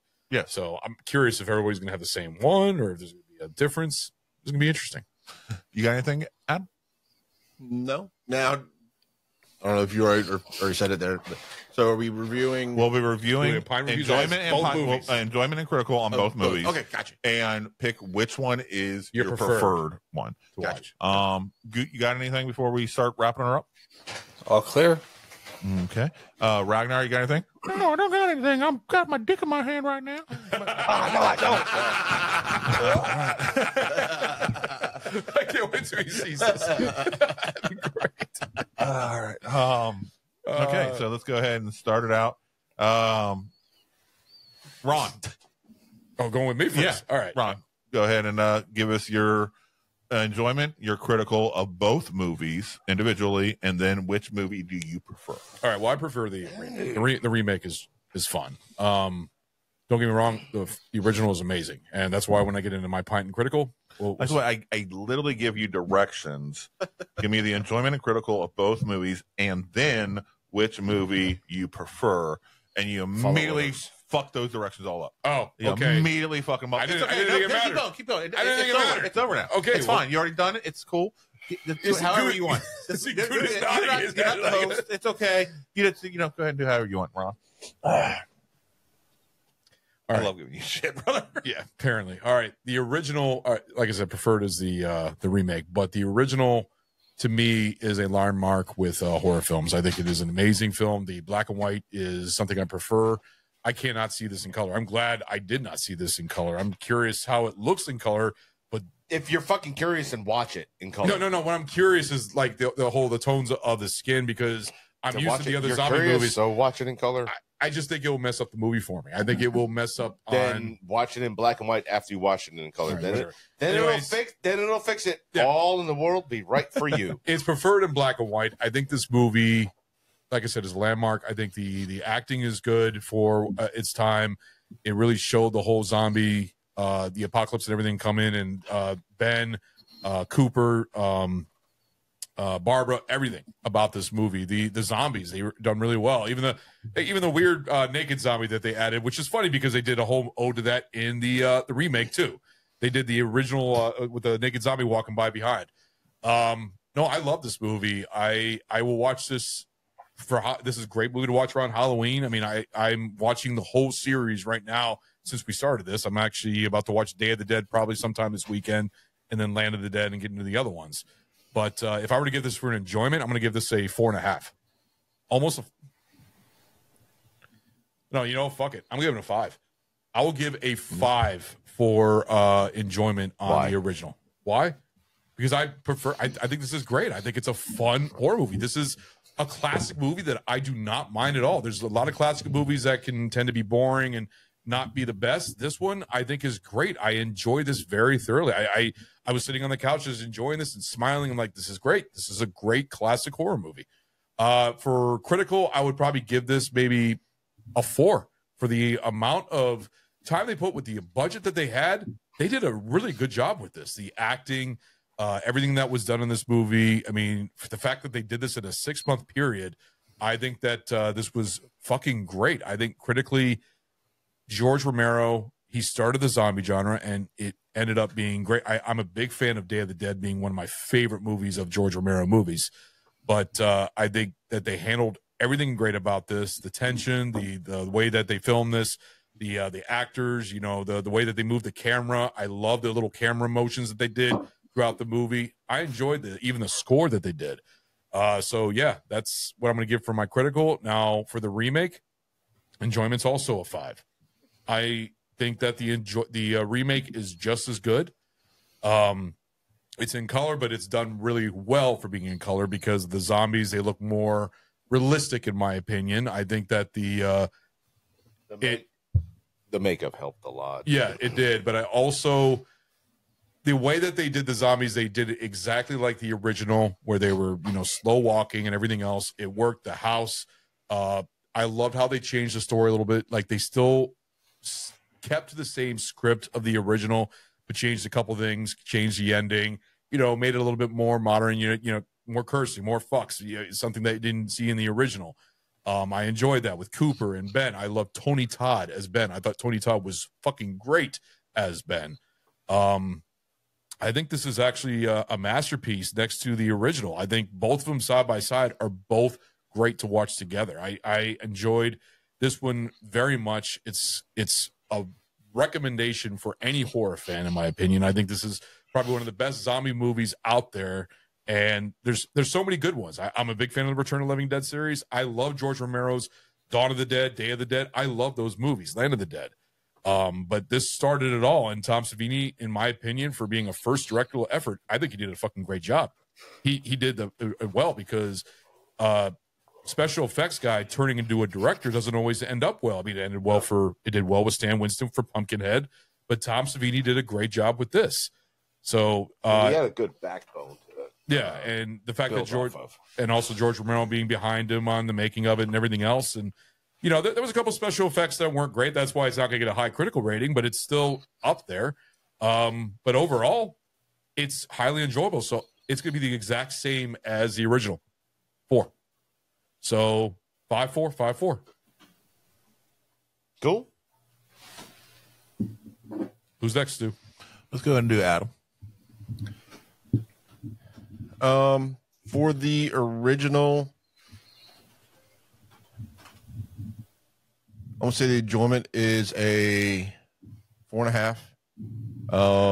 For being my first time watching it and from understanding what they had to work with budget wise and everything like that, I really enjoyed it. And critical,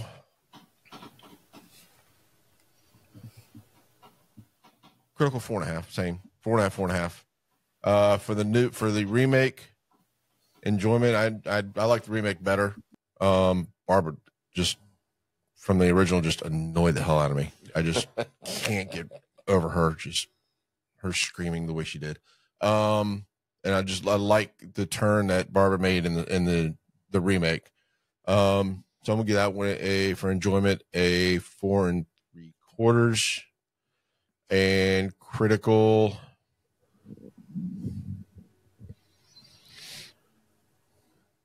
I'm gonna say critical 4.25. Even though I enjoyed the second one better, I think the first one was made, especially based off of time frame and everything like that. I think the first one was made better than the second one, just going off of what was available to each movie. Okay. So, Ragnar. All right.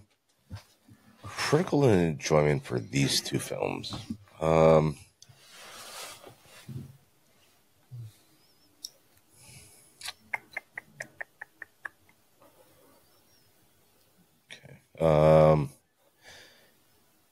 Enjoyment for all right, so enjoyment for both is 4.5. Now George Romero's Night of the Living Dead is not the very first zombie film. No. Excuse me, that is out there. There's films 35 years prior, give or take.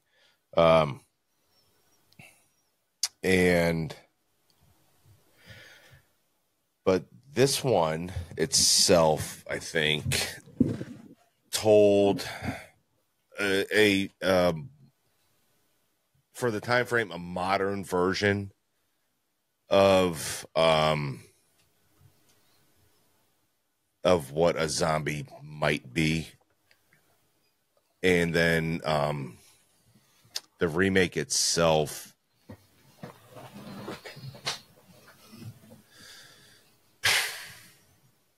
helped really bring it back up to light. Unfortunately, you get a lot of the cheesy ones that come out of them. So, but enjoyment for both would be 4.5. Critically, dude, shit. This is kind of where it falls down. Critically, I give it 3.75. No, 4. I'll give them both a 4. Okay. So equal. Both of them are the same. Yeah, they're both the same. And reason they're both the same for them is you've got one that is basically setting the trend for everything. Mm-hmm. And you have the other one that more or less got the blessing to really redo it. Yeah. And it's a little bit better, but it's a little bit not than the original, and the original is a little bit better and it's a little bit not than the remake. So they're both kind of fucking equal in their own respects, you know. So they got pros and cons, basically. Yeah, I mean they all do. Yeah. You know, so okay. Did I miss which one you preferred? Oh, I'm sorry. The original. Okay. Only because it set the precedence for everything else that has come after it. Okay. Very good. Guten Tag. Oh boy. So yeah, I'll start this off with the remake. I just want to say how much I love Tom Savini. I'm happy that we both share the same birthday. So whenever this comes out, I hope you hear this. Happy birthday.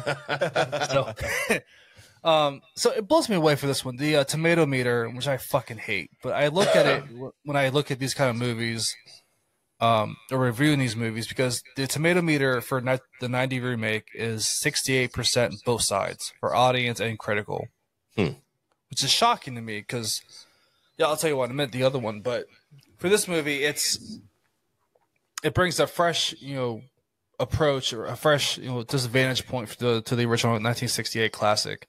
Yeah. The tension, the atmosphere, just chilling as ever, but the updated color effects, cinematography, modern pacing still gives it that visceral effect just to make it stand out from the original and give it more of that modern feel. Yeah. Just the practical effects. I mean, it wasn't really there, but you could tell that the effort was put into it. They amplify the gore and horror in ways the original couldn't because of the technology. So it gives that fresh perspective. It's just I mean, because it's funny because I don't really watch this movie too often. I watch the original much more. But the themes of survival, human nature, and society collapse remain central part of the storytelling. But yeah, it's just still that brings that nostalgia. I mean, my critical or my enjoyment of 4 and critical 4.5 for this. The original, the tomato meter is 95 from critics and 87% from the audience. Mm-hmm. So huge difference. Oh yeah, well the original is regarded as the better one, but still. Yeah, definitely. But yeah, this is a 5 out of 5 for me, critical and enjoyment, because I come back to this. Like, I kid you not, every 6 months, I go back to Joe Bob Briggs, his last drive-in special, where he just dedicates like 4 hours. He breaks down the whole history, like the beginning part, and then like you start the movie, he'll pause the scene, talks about the actors and like what they did, and it's just spectacular. It's something else to hear him talk about it. There's something magical to it. Yeah. Dwayne It's Jones, kind of impressive. Yeah. He's awesome. Yeah. Dwayne Jones, it's just him being like the real actor and like being able to like ad lib and like pretty much create the character that he saw, the character he wanted to play. Mm-hmm. Being the black guy in the movie just gave that power to be in that role. It was just tremendous. It gives that it really gives that claustrophobic feeling setting in the farmhouse. The tension with the survivors, I felt was like more real. Like the black and white, I love black and white movies, so that adds to the lore to this movie. I agree. I mean, because like I said earlier, the Creep Show reference. So because like Greg Nicotino, just him making reference to this movie is it's just spectacular. So for horror fans, check out both. Love to hear you guys' opinion as well. It's definitely a must see for me. So that's definitely my preferred one. So Stu, take us home. All right. First off, let me just say thank you guys for joining me on this. This is Thank a movie. you for having us. Thank you for This is a movie that I've been wanting to do, like we talked about since day one. It's been on my list, just haven't found the right time for whatever reason. I brought it up to you to the point where it's like, hey, do the original versus the new one. I know. And we've talked about it before in the past, and the other stuff popped up, and it is what it is. Yeah.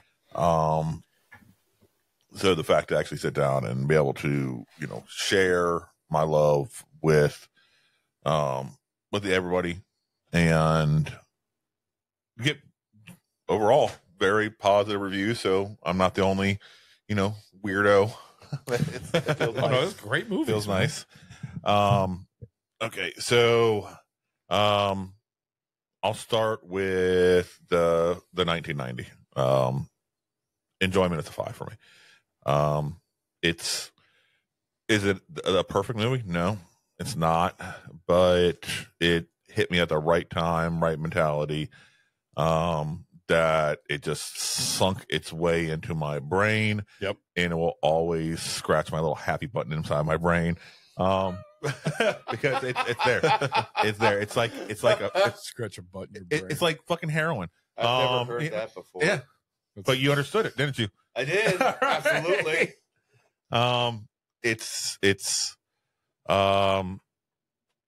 that little piece of stuff that it isn't great, it isn't awesome, but because of where it takes you back in your life and what it led to and stuff like that, you always have that soft spot. So 5 for enjoyment. Critically, it's not a good movie. It's not. A lot of problems with the acting. Some of the special effects were not great. It was relatively low budget, and you could tell that. So to have to watch it from a critical point of view and dissect it kind of hurt. I'm not gonna lie. But I have to be honest, and critically, I'd probably give it like a 3. Oh, wow. Yeah. I wasn't expecting that. I was expecting higher than that. No, there's a lot of stuff that could have been done better by 1990 standards. Yeah. Now, if this came out in the 80s? early 80s, it'd be fucking magnificent. It'd be amazing. But to come out and to be made in 1989 and be released in 1990, it's like okay. So yeah, that's what it is there. For the OG enjoyment, I will give it a 4.5, just because I didn't enjoy it quite as much as 1990. Yeah, because like I said, the little emotional aspect, creative, well done, huh? It was the looking eyes. Yeah. That's what it was. The Barbara character, I know some people had problems with it, but I actually give a lot of respect to the Barbara character. The way the actress portrayed her, she literally felt like somebody who was in shock. Her brain had fucking stopped. And I mean, it makes sense. Yeah, the actress portrayed it wonderfully. Her little babbling, how can we take the car? We don't have the keys. He has the keys. How can we take the car? He's got the keys. I mean, he's got the fucking keys. It was funny when he was laughing in the basement, the keys, and Tony Todd just takes a cigarette out of his mouth and throws it on the ground and starts laughing his ass off. Ben did a wonderful, wonderful job. And I was really impressed that they do, because even at that point, they would, even the main roles that were for black people up to that point, not top billed. They were some of them were top billed. Even some of the top billed ones, the ones that were meant to be the lead role, the hero role, they always were, not always, but most of the time were still written with a little bit of subservience to the white man. Yeah. The thought process of the time make them more palatable and easier for the white public to be okay with. And this one, like, no, he's just a man. He's a black man. He's a white man. He's just a fucking man. Yeah. And I respect this fuck out of that choice. That was a great choice, and it played wonderfully on the screen.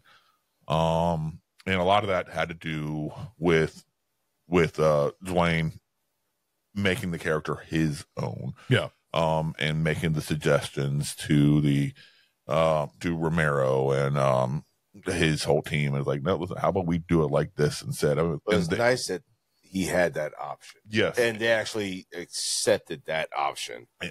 And I don't know how much of it, as much as I want to give credit to Romero being this genius and stuff like that, I don't know how much of it was just him realizing this is a paycheck movie. Realistically, that's all this fucking is. Fucking go with He's it. like, yeah, let's fucking roll. We don't got fucking time to dick around. Yeah. It don't matter. A big part of me legit feels that Romero kind of fell ass backwards into a genius of a fucking film. Yep. And then he took that genius and then crafted and honed it in different directions, and which is wonderful. But it's sort of like Lucas with Star Wars. I kind of feel like he kind of fell possibly bass backwards into the genius that is fucking Star Wars. That isn't what he went out to create, or he was ripping off some other things and threw this on screen, and it all just happened to work just fucking right at the time. And I feel like this is what Romero did. I think critically it is, for the time period it was done, for the budget that he was working with, $115,000 was really fucking well done. Yeah. His choice of camera angles, lighting, very monster schlock films of the 50s, inspired to build up the sort of tension and the pacing and stuff like that. And you can see he was truly inspired by those films. And he portrayed it, and it came across wonderfully well in a modernized way, and delivered a great product to the crowds. I probably have to give it a 4.5 for a critical. Very very few things that could be changed. I do feel that a little bit of the writing was on the weaker side. Even most of it was kind of just outlined and more improv than anything. But I think the character of the farm boy and his girlfriend were weaker characters. Judy Rose or some shit. In both films, they were. Yeah, I thought that there were weaker characters that I like the original better than kind the newer of one. didn't need to exist in I either think film. the story in the second one of those two fit better than the story. It fit better. Yes, it fit better. So I think the other way around because no, it felt like he was kind of he knew the shit was fucked up, but he was kind of kowtowing to the older male and not knowing what to do in a fucked up situation. And then Ben comes in. He's like, well, Ben's also an older male and he's not an asshole. So I'm going with Ben. He talks to me like a person. Yes. So I think that was fine. But I said overall, I think those characters were on the weaker side that didn't need to exist. Like I said, there's very little things, but when doing a critical, reveal, I think this is a very, very well done film.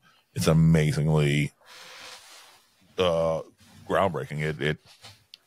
It was something that was rushed. They literally got done editing.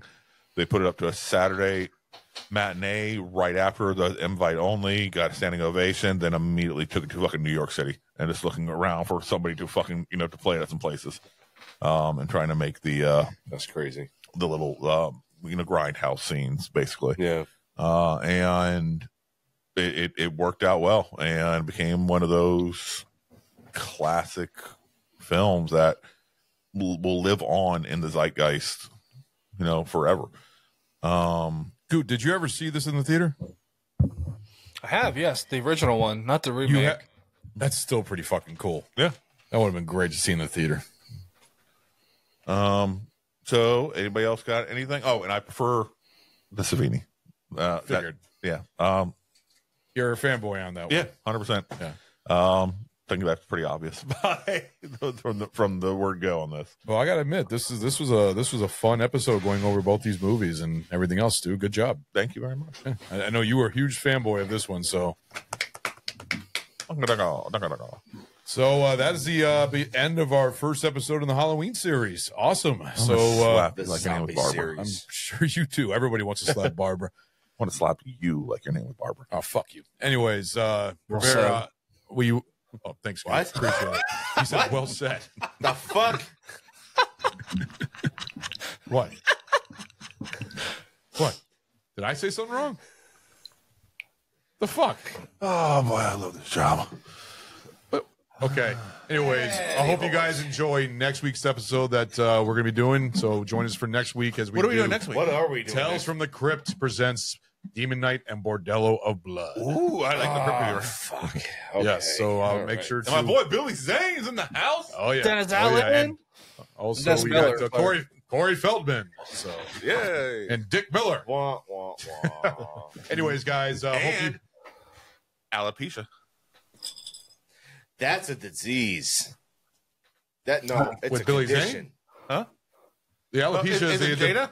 It's Jada. Yeah. Is it That's Jada? alopecia? That's what the hair loss. I thought that was That's for a beard. condition. No. Yeah. Her beard? What? No. I thought alopecia had to do with beards. No, alopecia has to do with no hair. Hair loss. Okay, I didn't know if they were two different. Because I remember you said you had it. You had something where you don't get... When I started randomly losing beard hair, yes, it was alopecia. Okay, that's what I thought. Yes. I thought there was two separate ones. It was fucking weird, too. Bald is beautiful. Not when it's just a random chunk of your beard falling out. No, that's just bad genetics. It's fucking weird. It's out of nowhere. And then it comes back. And you're like, what the fuck was that? That's called eczema. We'll see you guys next week for that episode. So we will see you guys. No skin comes off. No skin problem at all. Later. Even underneath? Yeah, it was smooth. It was normal. That's fucking weird as shit. I know. Are we still recording? Yeah. Yep. Good.